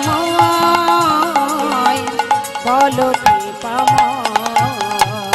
ওমা রাত্রি পার হলো, শ্মশান ঘাটে গাছের গোড়ায় বসে বসে কাঁদছে, আমার কেহ নাই, আমার কেহ নাই, চিৎকার করে কাঁদছে। তাহলে মা এখান থেকে আমাদের একটু বুঝতে হবে, একবার বিচার করে দেখুন কাদের জন্য ভাবছো তুমি, কে তোমার? সবকিছু থাকতেও আজ সর্বহারা হয়ে গাছতলায় শ্মশান ঘাটে বসে বসে কাঁদছে আর বলছে আমার কেহ নাই, কেহ নাই। সকাল যেই না হলো, ওই গঙ্গার ঘাটে স্নান করতে এসেছে কত বৈষ্ণব ব্রাহ্মণ পণ্ডিতের দল। আর যেই না ওই বৈষ্ণবগণ আসছে স্নান করতে, তার মধ্যে একজন আছেন যিনি হলেন লোচন দাস ঠাকুর। এই লোচন দাস ঠাকুর হঠাৎ শুনতে পেল কে যেন বলছে আমার কেহ নাই, আমার কেহ নাই, আমার কেহ নাই। লোচন দাস বলে উঠলেন, কে রে তুই? এই ঘাটে শ্মশান ঘাটে বসে কেহ নাই, কেহ নাই বলছিস? কে তুই? বৈষ্ণব। আমায় একটু জল দেবে? আমার নাম চপল গোপাল। ও তোর নাম চপল গোপাল? তাই এখানে বসে কাঁদছিস কেন? সারা গায়ে এগুলো কি? বৈষ্ণব, আমার যে বড় পিপাসা পেয়েছে, একটু জল দাও। মাগো, গঙ্গার ঘাটে বসে আছে কিন্তু জল পান করতে পারছে না। আজ তার এমন দুরবস্থা, ঘাটে বসে বসে কাঁদছে। সেই বৈষ্ণব বলে উঠলেন, তুই জল খাবি? দাঁড়া। কি করলেন? সেই বৈষ্ণব গঙ্গা থেকে নিজের বসন ভিজিয়ে সেই ভেজা বসনটা নিয়ে এসে গোপালের কাছে এসে বলছে, হ্যাঁ রে গোপাল, এই গোপাল মুখটা খোল, হা কর। যেই না হা করেছে, সেই বসনটাকে নিংড়ে তার গালের মধ্যে, মুখের মধ্যে গঙ্গার জল দিলেন। নিতাই গৌর হরি বল হরি বল। পেল কি? বৈষ্ণবের কৃপা। হ্যাঁ রে গোপাল, তোর এমন অবস্থা? হ্যাঁ রে, এমন অবস্থা হলো কি করে তোর? জানি না বৈষ্ণব। হ্যাঁ রে, শ্মশান ঘাটে তুই এলি কি করে? জানো বৈষ্ণব, আমার নাম চপল গোপাল। আমি জানি না কোন কর্মের ফলে আজ আমার এই শ্মশানে ঠাঁই হয়েছে। আমার যে কেউ নেই বৈষ্ণব, যে হাতে আমি বৈষ্ণবের শিখা কেটে দিতাম, যে হাতে বৈষ্ণবের পৈতে ছিঁড়ে দিতাম, তুলসীর মালা ছিঁড়ে দিতাম,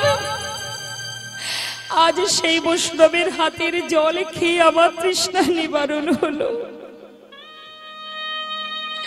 বৈষ্ণব তুমি বলে দাও কিভাবে আমার এই রোগ থেকে আমি মুক্তি পাবো?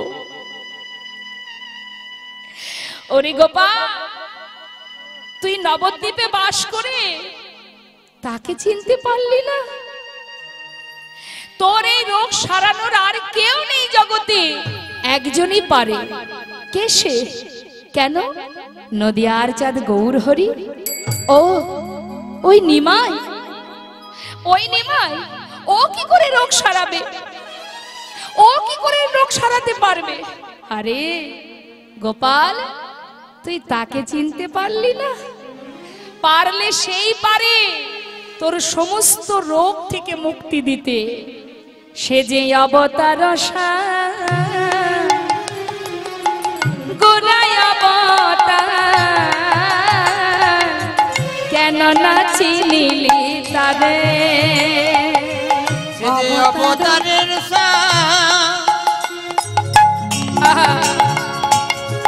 গোড়ায় অবতার, কেন না চিনিলি তারে? করিনি রে বাস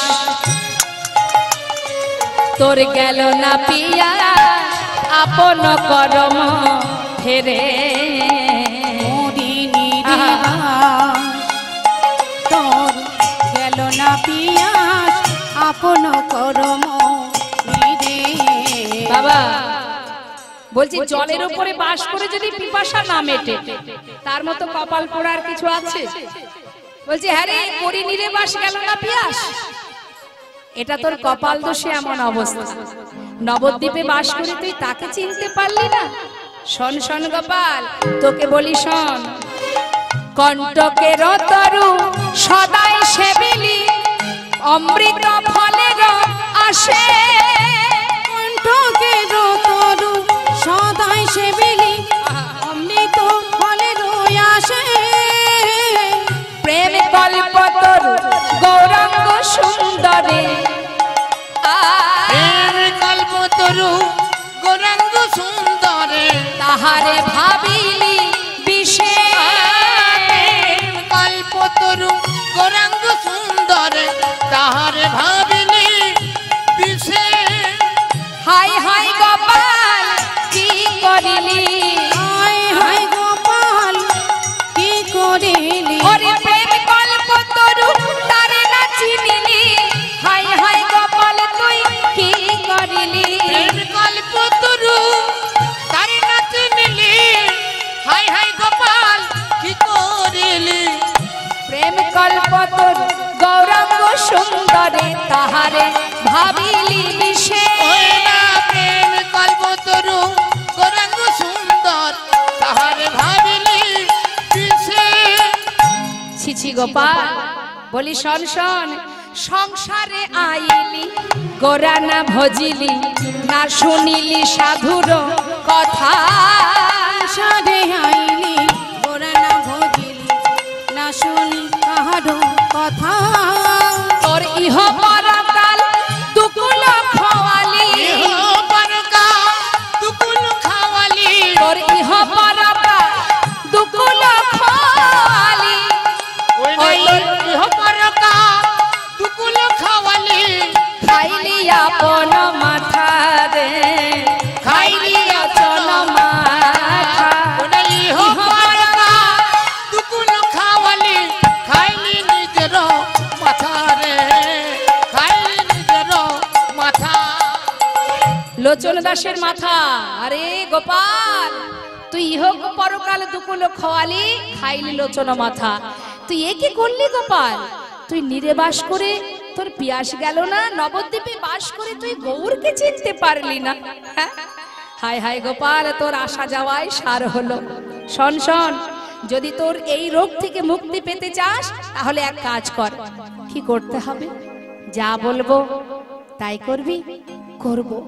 একটিবার বলে দাও কি করতে হবে আমায়? বল। তার নাম জপ কর, এখনো সময় আছে। তার নাম জপ কর। কি নাম? কার নাম? বল। গো। পারছে না মা, বলার শক্তি তার আর নেই, কিছুতেই বলতে পারছে না। গো। বল গোপাল, আমি যেটা বলতে বলছি বল। চপল গোপাল হাত পা গুটিয়ে গেছে। গৌর। বল, আমি তো আশীর্বাদ করছি, বল, নিশ্চয়ই হবে, বল। গো। গৌর।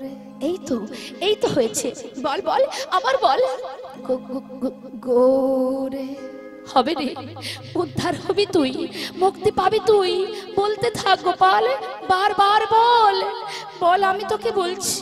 গৌর গৌর গৌর গৌর গৌর গৌর হে।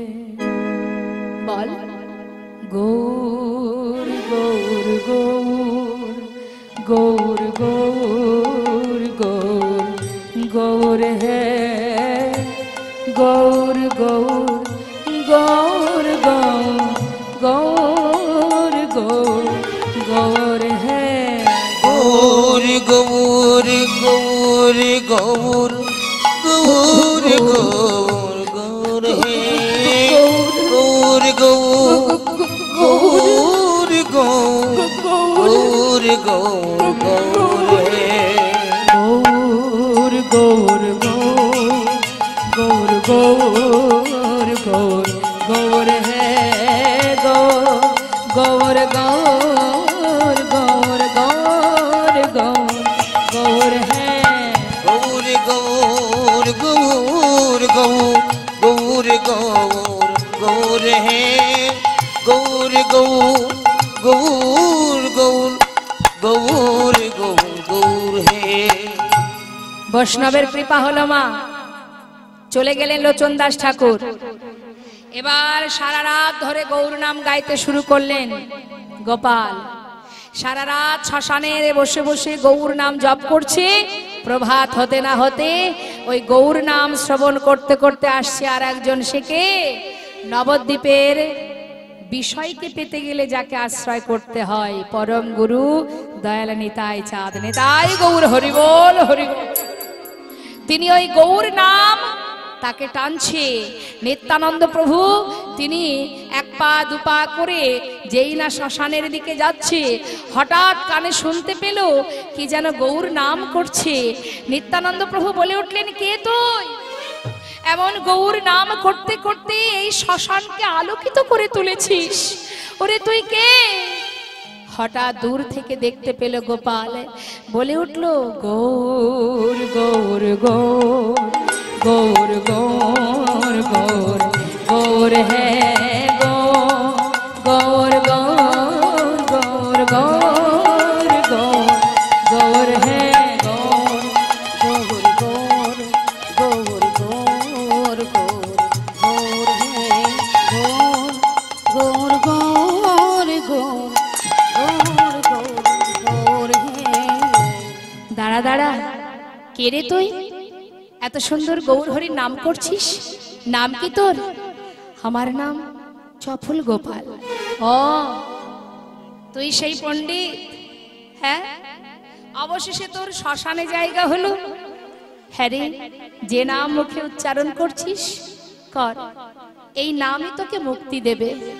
হ্যাঁ রে, নেশার ঘরে ভবানী মায়ের পূজার শয্যা নিয়ে যে কর্ম তুই করেছিস, আজ তারই সাজা তুই পাচ্ছিস গোপাল। এ তুই কি করলি জানিস গোপাল? তুই যেমন নেশা করিস আমরাও নেশা করিনি, তাই গৌর হরি। সে কি? আরে তুই যে নেশা করিস, যে সুরা পান করিস, তার নেশা তো বেশিক্ষণ থাকে না, থাকে? হ্যাঁ, এহ জগতের যে সুরা, সেটা পান করলে কতক্ষণ নেশা থাকে বাবা? 5-6 ঘন্টা কি 12 ঘন্টা কি, তাই তো নাকি? না বেশি বলে ফেললাম?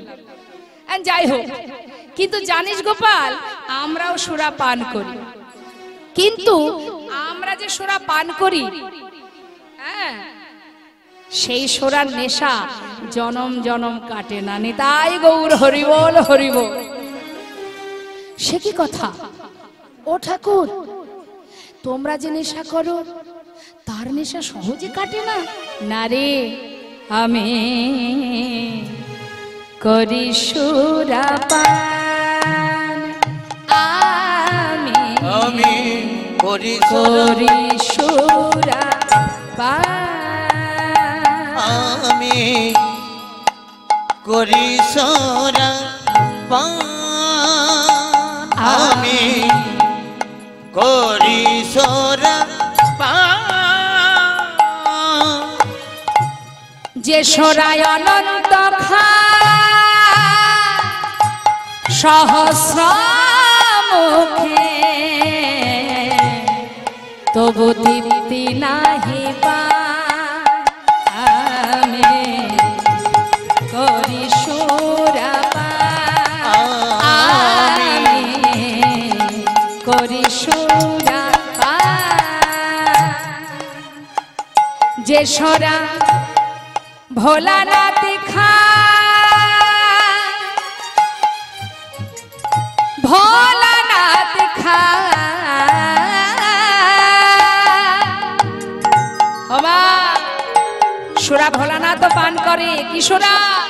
শোনা, যে সোরা ভোলানাথ খায়, ভোলানাথ খায়। পঞ্চ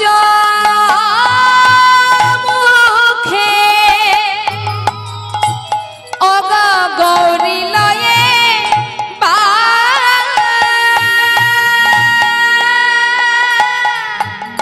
যে সোরা ভোলানাথ খায়। পঞ্চমুখে ওই গৌরী লয়ে বা, আবার নারদ খায় বিনা লয়ে। ওই নারদ বিনা লয়ে, ও গো নারদ খায় বিনা লয়ে। অবিরত অবিরাম অবিরাম অবিরাম করি সুরাপান, আমি আমি করি সুরাপান, আমি করি সুরাপান। শোন শোন, তুই কি সেই সুরা পান করতে চাস? হ্যাঁ, তবে নে, আর দেরি করিস না। আমি তোকে আশীর্বাদ করছি। যে নাম মুখে উচ্চারণ করছিস, দুবাহু তুলে বল, আমার সঙ্গে বল, গৌর গৌর গৌর গৌর গৌর গৌর গৌর হে হরিবল হরিবল গায় গৌর হরিবল।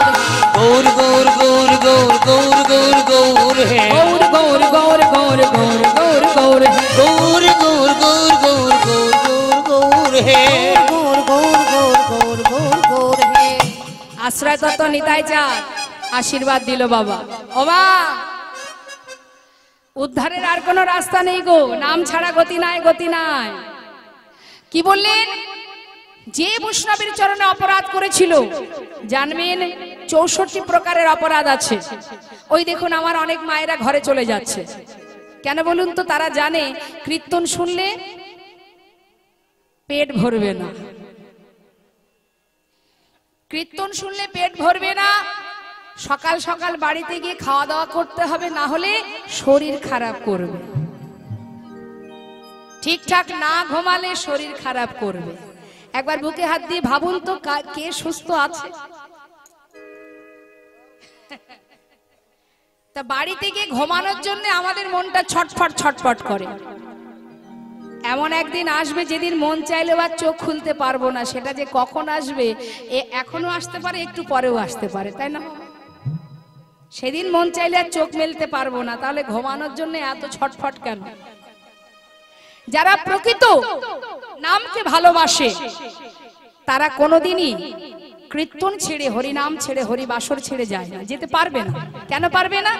সে কখনো যেতে পারবে না। সে যে নামকে ভালোবাসে তাকে আটকে রাখবে হরিনাম। হরিদাস ঠাকুর বলেছিল, হুজুর আপনি আমাকে মারবেন তো? কি করব বলুন? আমি নাম ছাড়তে চাইলে কি হবে? হরি নাম আমাকে ছাড়ে না। নিতাই গৌর হরি বল, হরি বল। তা মাগো, জেনে রাখবেন, আপনি চলছেন, ঘুরছেন, ফিরছেন, যা কিছু করছেন তার দয়াতে। আপনি এখানে বসে আছেন তার দয়ায়। আপনি যে অন্ন সেবা করবেন বলা যায়? আমি যে আজকে রাত্রে সেবা করব আমি তো জানিও না আদৌ আমার কপালে জুটবে কি, কিছুই আমরা জানি না বাবা। তাই জেনে রাখবেন, যিনি অন্নদাতা, যিনি বস্ত্রদাতা, যিনি সর্বস্ব দেন আমাদের, তিনি, যিনি, যার সৃষ্টি এই জীব জগৎ, যিনি খোদায় অন্ন দিচ্ছে, পোশাক দিচ্ছে, পিপাসায় জল দিচ্ছে, সর্বস্ব যিনি দান করছেন, সবকিছু যিনি দিচ্ছেন, তার প্রতি একটু ভরসা রাখা উচিত আমাদের। কারণ আমরা যখন মাতৃগর্ভ থেকে ভূমিষ্ঠ হই, মায়েরা একটু বলুন, মাতৃগর্ভ থেকে যখন ভূমিষ্ঠ হই, হওয়া মাত্রই মায়ের কোলে বসে স্তনদুগ্ধ পান করি। মায়েরা বলুন না, যে ব্যক্তি, যে সন্তান জন্ম নেয়, সে কি নিজে হাতে তার খাবারটা নিয়ে আসে? সে তো বেশ মায়ের কোলে বসে দুগ্ধ পান করে। তাহলে তার খাবারটা কে দিয়েছে? তিনি। নিতাই গৌর হরি বল, হরি বল। তুমি জন্মানোর সাথে সাথে কি খাবে সে চিন্তা তার, যিনি আমাদের পিতা। নিতাই গৌর হরি বল। তুমি এসে কি খাবে সেটা তুমি আসার আগে পাঠিয়ে দিয়েছে। তাই ভরসা তাকে করো, ঘরে যাওয়ার আশা করো না। কোথায় যাব, কোথায় আমাদের ঘর? এগুলো তো আমাদের ঘর নয়, এগুলো একটু থাকবার জায়গা। আসল বাড়ি, আসল ঘর গোবিন্দের চরণ পাদ পদ্ম। তাই তার নামের থেকে মূল্যবান, তার নামের থেকে সুন্দর, তার নামের থেকে দামি আর জগতে কিছু নেই।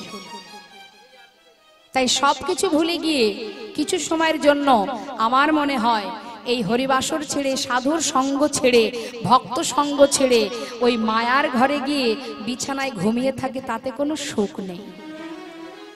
শান্ত হয়ে বসুন। আজ দেখুন, যে বৈষ্ণবকে আমরা নিন্দা করি, এ জগতে অনেকেই আছে, সাধুগুরু বৈষ্ণবকে দেখলে ঠাট্টা করে না বাবা, জয় নিতাই বলে, হরে কৃষ্ণ, হরে কৃষ্ণ। অনেকে আছে, সবাই নয়।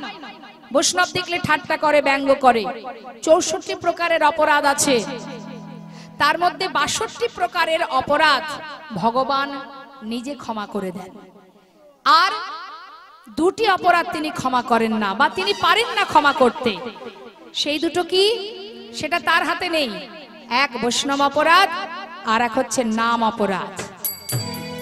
তাই বৈষ্ণব চরণে যদি কেউ অপরাধ করে, সেই অপরাধের ক্ষমা একমাত্র সেই বৈষ্ণবই করতে পারে, তাছাড়া ভগবানও পারবেন না। আজ তারই প্রমাণ হচ্ছে এই চপল গোপাল। যে বৈষ্ণবকে নিন্দা করত, যে বৈষ্ণবকে শাস্তি দিত, আজ সেই বৈষ্ণবের হাতের গঙ্গার জল পান করে তার তৃষ্ণা নিবারণ হলো। আজ নিতাই চাঁদের কৃপায় সে গৌর নাম জপ করতে শুরু করলো। এবার রইল বাকি আমার গৌর হরি, নিতাই গৌর হরিব। যখনই সে গৌর নাম জপ করলো আর নিত্যানন্দ প্রভু জগৎগুরু নিতাই চাঁদের আশীর্বাদ পেল, এবার তো প্রভুকে আসতেই হবে বাবা। আশ্রয় যদি ঠিকঠাক হয়, বিষয় তো আসবেই।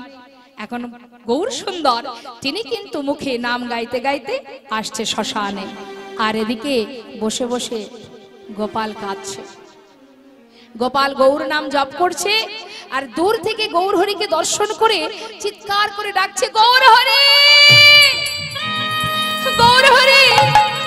এই যে আমি, দেখো একটিবার তাকাও প্রভু, এই দেখো আমি এখানে, আমার দিকে একটিবার তাকাও, কৃপা করো, আমি অপরাধ করেছি, তুমি ক্ষমা করো।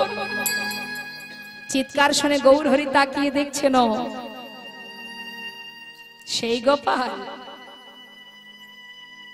কোনো কথা না বলে প্রভু শুধু বলে উঠলেন, শোন, এই পাপীর পরিত্রাণ তোর নাহি কোনো কালে, অন্তত নরকবাস আছে তোর কপালে, অন্তত নরকবাস আছে তোর কপালে। তোর এই পাপের সাজা তুই নরকে গিয়ে মরে যাবি, তোর নরক বাস হবে, এর কোনো ক্ষমা নেই। এই বলে প্রভু চলে গেলেন। যেই না চলে গেল, গোপাল দেখছে প্রভুর তো ক্ষমা পেলাম না। ঘাটে বসে বসে কাঁদছে, সারা অঙ্গ থেকে কুষ্ঠ খসে খসে পড়ছে, মাংস পোকা ঝরে ঝরে পড়ছে। সেই এলাকার কিছু মানুষ চিন্তা করলেন, আহা, দীর্ঘদিন ধরে এই শ্মশানের ঘাটে পচা দুর্গন্ধ সহ্য করা যায় না, বসে আছে এই ব্যক্তি।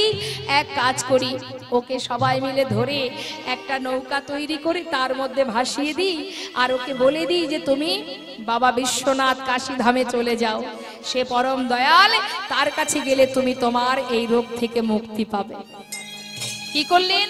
সবাই পাড়াপড়শিরা একটা নৌকা তৈরি করে গোপালকে তাতে বসিয়ে গঙ্গার জলে ভাসিয়ে দিয়ে বলেন, যাও, চলে যাও, এখানে তোমার উদ্ধারের কোনো রাস্তা নেই, আর এই গন্ধ আমরা সহ্য করতে পারছি না। শুনেছি কাশীধামে বাবা বিশ্বনাথ, তিনি বড় দয়াল, তুমি সেখানে যাও, সেখানে গিয়ে তার কাছে গিয়ে হতে দাও, দেখবে নিশ্চয়ই তোমার এই রোগ থেকে তুমি মুক্তি পাবে। আগেকার সময় তো এত যানবাহন ছিল না, রাস্তাঘাট ছিল না, নদী পথে যাতায়াত করতে হতো বাবা। তার নবদ্বীপ থেকে যখন ভাসিয়ে দিয়েছে, সেই নৌকা ভাসতে ভাসতে কাশীধামের দিকে যাচ্ছে। তা কাশীধামে যখন যাচ্ছে, যেতে যেতে প্রায় কাশীধামের একটু আগে গোপাল ওই নৌকার মধ্যে শুয়ে আছে। হঠাৎ স্বপ্নের মধ্যে দেখলেন যে বাবা বিশ্বনাথ ত্রিশূল হাতে করে নিয়ে ছুটতে ছুটতে আসছে।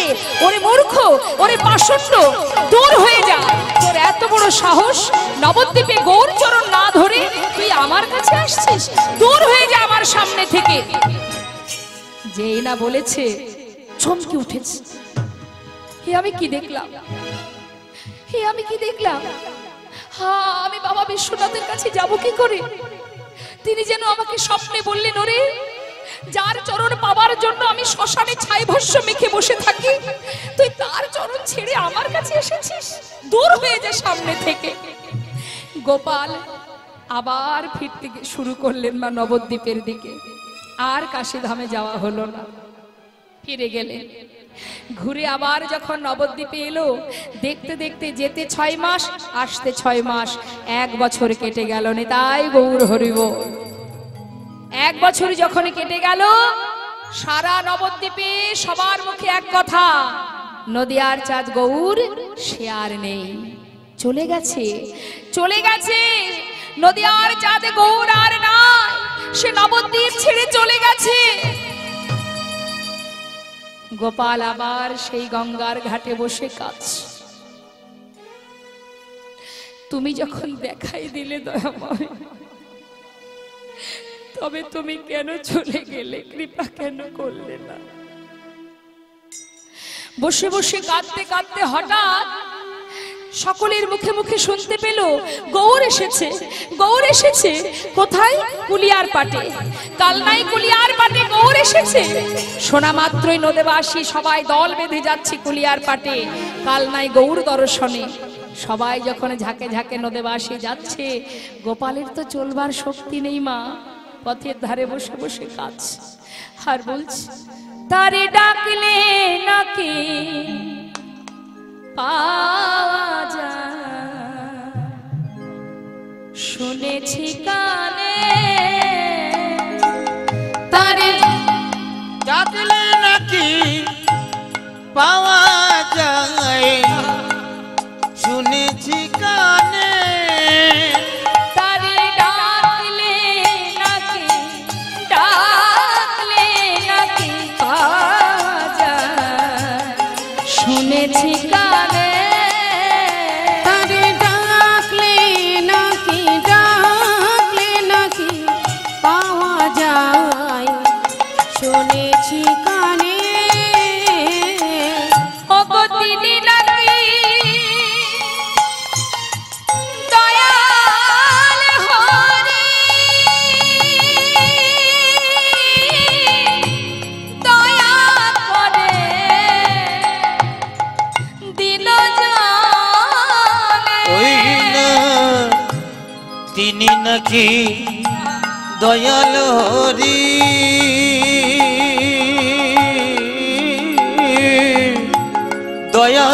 করে দিন জনে তারে ডাকলে নাকি পাওয়া যায় শুনেছি কানে তারে ডাকলে নাকি পাওয়া যায় শুনেছি কানে। মাগো নদেবাসী যখন যাচ্ছে গোপাল সকলকে ডেকে বলছে শোনো না আমাকে একটু নিয়ে যাবে, ওগো কে আছো আমায় একটু নিয়ে যাবে। কে আর নিয়ে যায় কুষ্ঠ ব্যক্তিকে, কেউ নিয়ে যাচ্ছে না, যে যার মতো পাশ কাটিয়ে কাটিয়ে চলে যাচ্ছে। আর এদিকে মা ওই যে লোচন দাস ঠাকুর নিতাই গৌর হরিবল সেও যাচ্ছে কালনাতে বাবা গৌর দর্শনে। যাবার সময় গোপালকে পথের ধারে কাঁদতে দেখে বলছে গোপাল তুমি যাবে গৌর দর্শনে? এসো। কি করে যাব? কেন? আমি তোমাকে কাঁধে করে নিয়ে যাব, এসো। যেই না মা সেই লোচন দাস ঠাকুর গোপালকে কাঁধে করে নিয়ে কুষ্ঠ গলিত অঙ্গ কাঁধে করে নিয়ে লোচন দাস ঠাকুর পরম বৈষ্ণব গোপালকে কাঁধে করে নিয়ে যাচ্ছে আর বলছে গোপাল গৌর নাম কর, জপ কর নাম। পথে যেতে যেতে কালনার কিছুটা আগে এসে বলছে গোপাল আমি যদি মনে করতাম তোকে একেবারে প্রভুর চরণ পর্যন্ত নিয়ে যেতাম, কিন্তু আমি তো নিয়ে যাব না। শোন এক কাজ কর, এইখানে আমি তোকে নামিয়ে দিলাম। এই পথ দিয়ে কত বৈষ্ণব কত সাধু কত মহন্ত গেছে, হ্যাঁ রে সকলে চরণ ধুলি পড়ে আছে এই পথে, তাই দেরি না করে তুই গড়াতে গড়াতে চরণ ধুলি বৈষ্ণবের চরণ ধুলি অঙ্গে মাখতে মাখতে চল, দেখবি নিশ্চয়ই তোর কৃপা হবে। এবার বিলম্ব না করে গোপাল আমার সারা অঙ্গে ধুলা মাখতে মাখতে গড়াতে গড়াতে যাচ্ছে। গড়ায়ে গড়ায়ে চলে চপল গালে ওই না গড়াতে রাতে চলে চপল বলে ক্ষমা কর চপল গোপাল বলে ক্ষমা কর চপল গোপাল বলে। সারা গায়ে ধুলা মাখতে মাখতে যাচ্ছে আর প্রভুকে বলছে ক্ষমা করো প্রভু ক্ষমা করো। বলতে বলতে যেই না গৌরহরির চরণ পর্যন্ত পৌঁছালো সবাই গোপালকে দেখে সরে গেলেন। গোপাল হামাগুড়ি দিয়ে কোন রকমে গৌরহরির চরণে যেই পৌঁছালো গৌরহরি চরণটা সরিয়ে নিয়ে বললেন দূর হয়ে। হঠাৎ পাশে ছিল পরম বৈষ্ণব শ্রীবাস পণ্ডিত। দয়াময় তুমি না দয়াল, তুমি না পতিত পাবন, আজ তুমি এমন ব্যাধি অবস্থাতে এমন দুরারোগ্য ব্যাধি যার তুমি তাকে এইভাবে তাড়িয়ে কেন দিচ্ছ প্রভু, তুমি ওকে ক্ষমা করো। গৌরহরি বললেন শোনো শ্রীবাস ও তো আমার কাছে কোনো অপরাধ করেনি, আমি ওকে ক্ষমা করতে যাব কেন? ও যার কাছে অপরাধ করেছে ও তার কাছে যা, আমার কাছে কেন এসেছো? কার কাছে অপরাধ করেছে প্রভু? গোপাল কার কাছে অপরাধ করেছে? শ্রীবাস মনে নেই সেদিনের কথা? ভবানী মায়ের পূজার সজ্জা নিয়ে তোমার ঘরের সামনে ছড়িয়ে ছিটিয়ে এমন কুকর্ম করেছিল, তাই ভবানী মা সহ্য করতে না পেরে তার স্ত্রী নিস্তারিণীর মাধ্যম দিয়ে তাকে ঘর ছেড়ে বাহির করে সারা অঙ্গে কুষ্ঠ ব্যাধি করেছে। এই সেই গোপাল যে তোমার ঘরে কুকর্ম করেছিল তার উপযুক্ত সাজাও পেয়েছে। ও তবে এই সেই গোপাল যে আমার ঘরে কুকর্ম করেছিল? হ্যাঁ শ্রীবাস, তাই ও তো আমার কাছে কোনো অপরাধ করেনি, আমি কেন ওকে ক্ষমা করতে যাব? ক্ষমা যদি করতে হয় তাহলে তুমি ক্ষমা করে দাও। যা আমার কাছে কেন, যা শ্রীবাসের পায়ে ধর। আবার গড়াতে গড়াতে শ্রীবাসের পায়ে। না না না না, হে প্রভু এ তুমি কি বলছো? তুমি থাকতে আমি কেন ক্ষমা করতে যাব? আমি কেন করব? যা, এই গোপাল আমার পায়ে নয়, প্রভুর কাছে যা, তার চরণ ধর। আবার গড়াতে গড়াতে প্রভুর কাছে। প্রভু বলে না, আমার কাছে ওর কোনো ক্ষমা নেই, যা শ্রীবাসের পায়ে ধর। বলে উঠলেন দয়াময়, ও প্রভু, কি করব আমি? তুমি বলো ওর কাছে, আরো বলে তোমার কাছে। তুমি বলো ওর কাছে, ও বলে তোমার কাছে। বলো বলো পাবো কার দয়া আমি? বলো বলো পাবো কার দয়া? বলো বলো আমি পাবো কার দয়া? কার চরণের অপরাধী, তার চরণের অপরাধী। আমায় ক্ষমা করবে, আমি কার চরণের অপরাধী? কৃপা করবে, কার চরণে অপরাধী? বলো বলো পাবো কার দয়া? তুমি বলো বলো পাবো কার দয়া? তুমি বলো বলো পাবো কার দয়া? গৌরহরি বললেন, শ্রীবাস, আমি তোমায় আদেশ করছি, যেহেতু তোমার চরণে অপরাধ করেছে, তাই ক্ষমা তোমাকেই করতে হবে। বিলম্ব না করে শ্রীবাস পণ্ডিত বললেন, গোপাল আয়, আয় আমার কোলে আয়। বলি আই রে, আই রে গোপাল, আই রে কোলে। রে গোপাল আয় রে কোলে, আই রে গোপাল, আই রে কোলে। আয় রে গোপাল আয় রে মুখে কোলে। গৌরে গৌরে গৌরে বলে, আই রে গোপাল, আই রে কোলে। গৌর গৌর গৌর হরি হরি হরি, আয় রে গোপাল আয় রে কোলে। গৌর গৌর গৌর বলে আয় রে গোপাল, গৌর গৌর গৌর বলে আয় রে গোপাল, আয় রে গোপাল, আয় রে কোলে, আয় রে গোপাল, আয় রে কোলে। ওমা, যেই না শ্রীবাস পণ্ডিত কোলের মধ্যে জড়িয়ে ধরলেন, আশীর্বাদ করলেন, করার পর এবার গৌরহরি কি বললেন? আই রে গোপাল, আই রে কোলে। আয় রে গোপাল আয় রে ওরে কোলে, আই রে গোপাল, আই রে কোলে। আয় রে গোপাল আয় রে মুখে কোলে। কৃষ্ণ কৃষ্ণ কৃষ্ণ বলে, আই রে গোপাল, আই রে মুখে কোলে। কৃষ্ণ কৃষ্ণ কৃষ্ণ বলে আয় রে গোপাল, আয় রে কোলে। কৃষ্ণ কৃষ্ণ কৃষ্ণ বলে, আয় রে গোপাল আয় রে কোলে। গৌরহরি গোপালকে জড়িয়ে ধরলেন, বললেন, গোপাল যা গোপাল, আজ এতদিনের সাধনায় আমি সন্তুষ্ট, তবে হ্যাঁ যা গঙ্গা থেকে স্নান করে আয়, আজ শুদ্ধ বসনে আমার কাছে আয়। বিলম্ব না করে এবার গোপাল সুরধ্বনি গঙ্গায়, এত বলি গঙ্গায় ঝাঁপ দিতে গেল। গঙ্গায় ঝাঁপ দিল, সর্ব অঙ্গ থেকে কুষ্ঠ দূরে সরে গেল।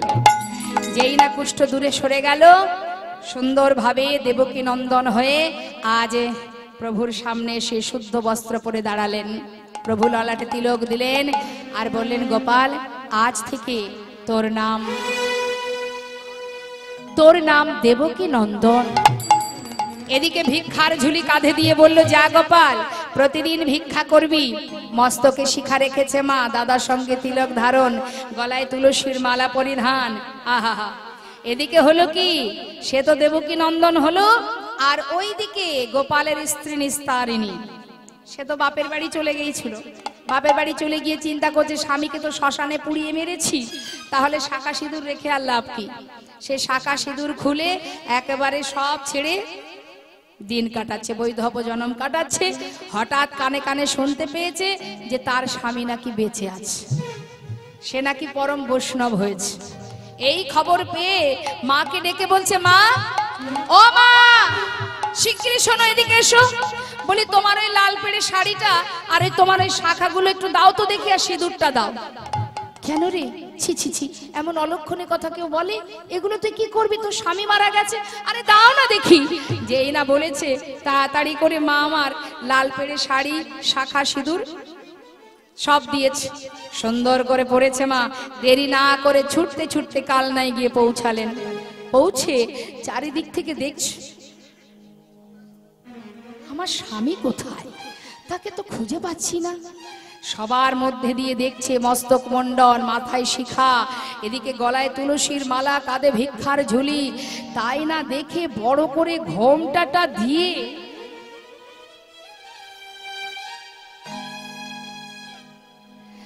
সবার মাঝখান দিয়ে বলছে, মাঝখান দিয়ে ধীরে ধীরে সামনে গিয়ে একেবারে স্বামীর চরণে গিয়ে যেই না প্রণাম করেছে, সঙ্গে সঙ্গে গোপাল বলছে, আরে আরে কে মা তুমি? আমাকে প্রণাম করলে? মা ওঠো ওঠো, পায়ে পড়ো না, ওঠো, বলো মা কি পরিচয় তোমার? তুমি কে মা? নিস্তারিণী বলে উঠলেন, আমি তোমার মা নই গো, আমি তোমার নিস্তারিণী। আমি তোমার নিস্তারিণী। কি নিস্তারিণী? দূর হয়ে যা, এত বড় সাহস তোর, আমার পায়ে এসে পড়েছিস? মনে করছিস কি সেদিনের কথা আমি ভুলে গেছি? আমি ভুলিনি। দূর হয়ে যা আমার সামনে থেকে, আমি কোনোদিন তোর ক্ষমা করব না। এদিকে মহাপ্রভু দূর থেকে দেখছে কি ব্যাপার, সবে মাত্র আমি কৃষ্ণ মন্ত্রে দীক্ষিত করলাম, সবে মাত্র গলায় তুলসীর মালা পরে হাতে কাঁধে ভিক্ষার ঝুলি নিয়ে দেবকী নন্দন তৈরি হলো, সাজলো। হতে না হতে, বৈষ্ণব হতে না হতেই কাকে এত জ্ঞান দিচ্ছে? হাত নাড়িয়ে নাড়িয়ে হঠাৎ প্রভু বলে উঠলেন, দেবকী নন্দন। বলি কি ব্যাপার? উনি কে? কেন তুমি বারবার ওকে কি বলছোটা কি? ওকে তাড়িয়ে দিচ্ছ, কি চান উনি? প্রভু কেউ নয়, ও কেউ নয় প্রভু, ও আমার কেউ হয় না। আরে কেউ হয় না, তাহলে তোমার পায়ে এসে পড়লো কেন? আমি জানি না, আমি চিনি না ওকে। না গোপাল, সত্য কথা বলো, কেউ? ঠাকুর দয়াময়, ও আমার সহধর্মিণী নিস্তারিণী। জানো প্রভু, আমি ওকে কখনো ক্ষমা করতে পারবো না। জানো দয়াময়, ও আমাকে শ্মশানে পাঠিয়েছিল, আমাকে জীবিত অবস্থায় শ্মশানে আগুনে পুড়িয়ে মারতে চেয়েছিল। আমি কোনোদিন ওকে ক্ষমা করতে পারবো না। গৌরহরি বললেন, দাঁড়াও দেবকী নন্দন, সেদিন যদি নিস্তারিণী তোমাকে ঘর থেকে বাহির করে না দিত, তাহলে কি আজকের দিনে তুমি আমাকে পেতে? তাই গৌরহরি বল, নিস্তারিণী সেদিনে তোমাকে নিস্তার দিয়েছিল, তাই তো তোমার সমস্ত অপরাধ খণ্ডন হয়েছে এবং তুমি আমার কাছে এসে পৌঁছেছো। তাই তুমি ওকে ক্ষমা করো, ক্ষমা করতে হবে তোমাকে। বেশ প্রভু, তবে তুমি যদি কৃপা করো, তুমি যদি তাকে মন্ত্র দান করো, তবেই আমি ক্ষমা করব। বেশ তাই হবে। একজন হলেন প্রভুর দাস, আর একজন হলেন প্রভুর দাসী। তাই গৌর হরিবোল হরিবোল। দুজনে প্রভুর কৃপা লাভ করলেন। এবার আমাদের লীলাকে আমরা বিশ্রাম রাখবো, সবাই দর্শন করব। ভক্ত আর ভগবানের মিলন হইল, ভক্ত আর ভগবানের মিলন হইল, প্রেমানন্দে বদন ধরে হরি হরি বল, প্রেমানন্দে বদন ধরে হরি হরি বল, প্রেমানন্দে বদন ধরে হরি হরি বল, প্রেমানন্দে বদন ভরে হরি হরি বলো। জয় সচিনন্দন জয় গৌর হরি, জয় সচিনন্দন জয় গৌর হরি, বিষ্ণুপ্রিয়া কাণ্ড ধুয়া নদিয়া বিহার, কৃষ্ণপ্রিয়ার প্রাণ গোরা নদিয়া বিহারী। নিতাই গৌর হরি বল হরি বল। আমরা দর্শন করলাম ভক্ত ভগবানের মধুর মিলন। এবার আমরা একটা ভজন আস্বাদন করব, তারপর নিতাই গৌরের জয়ধ্বনি করব।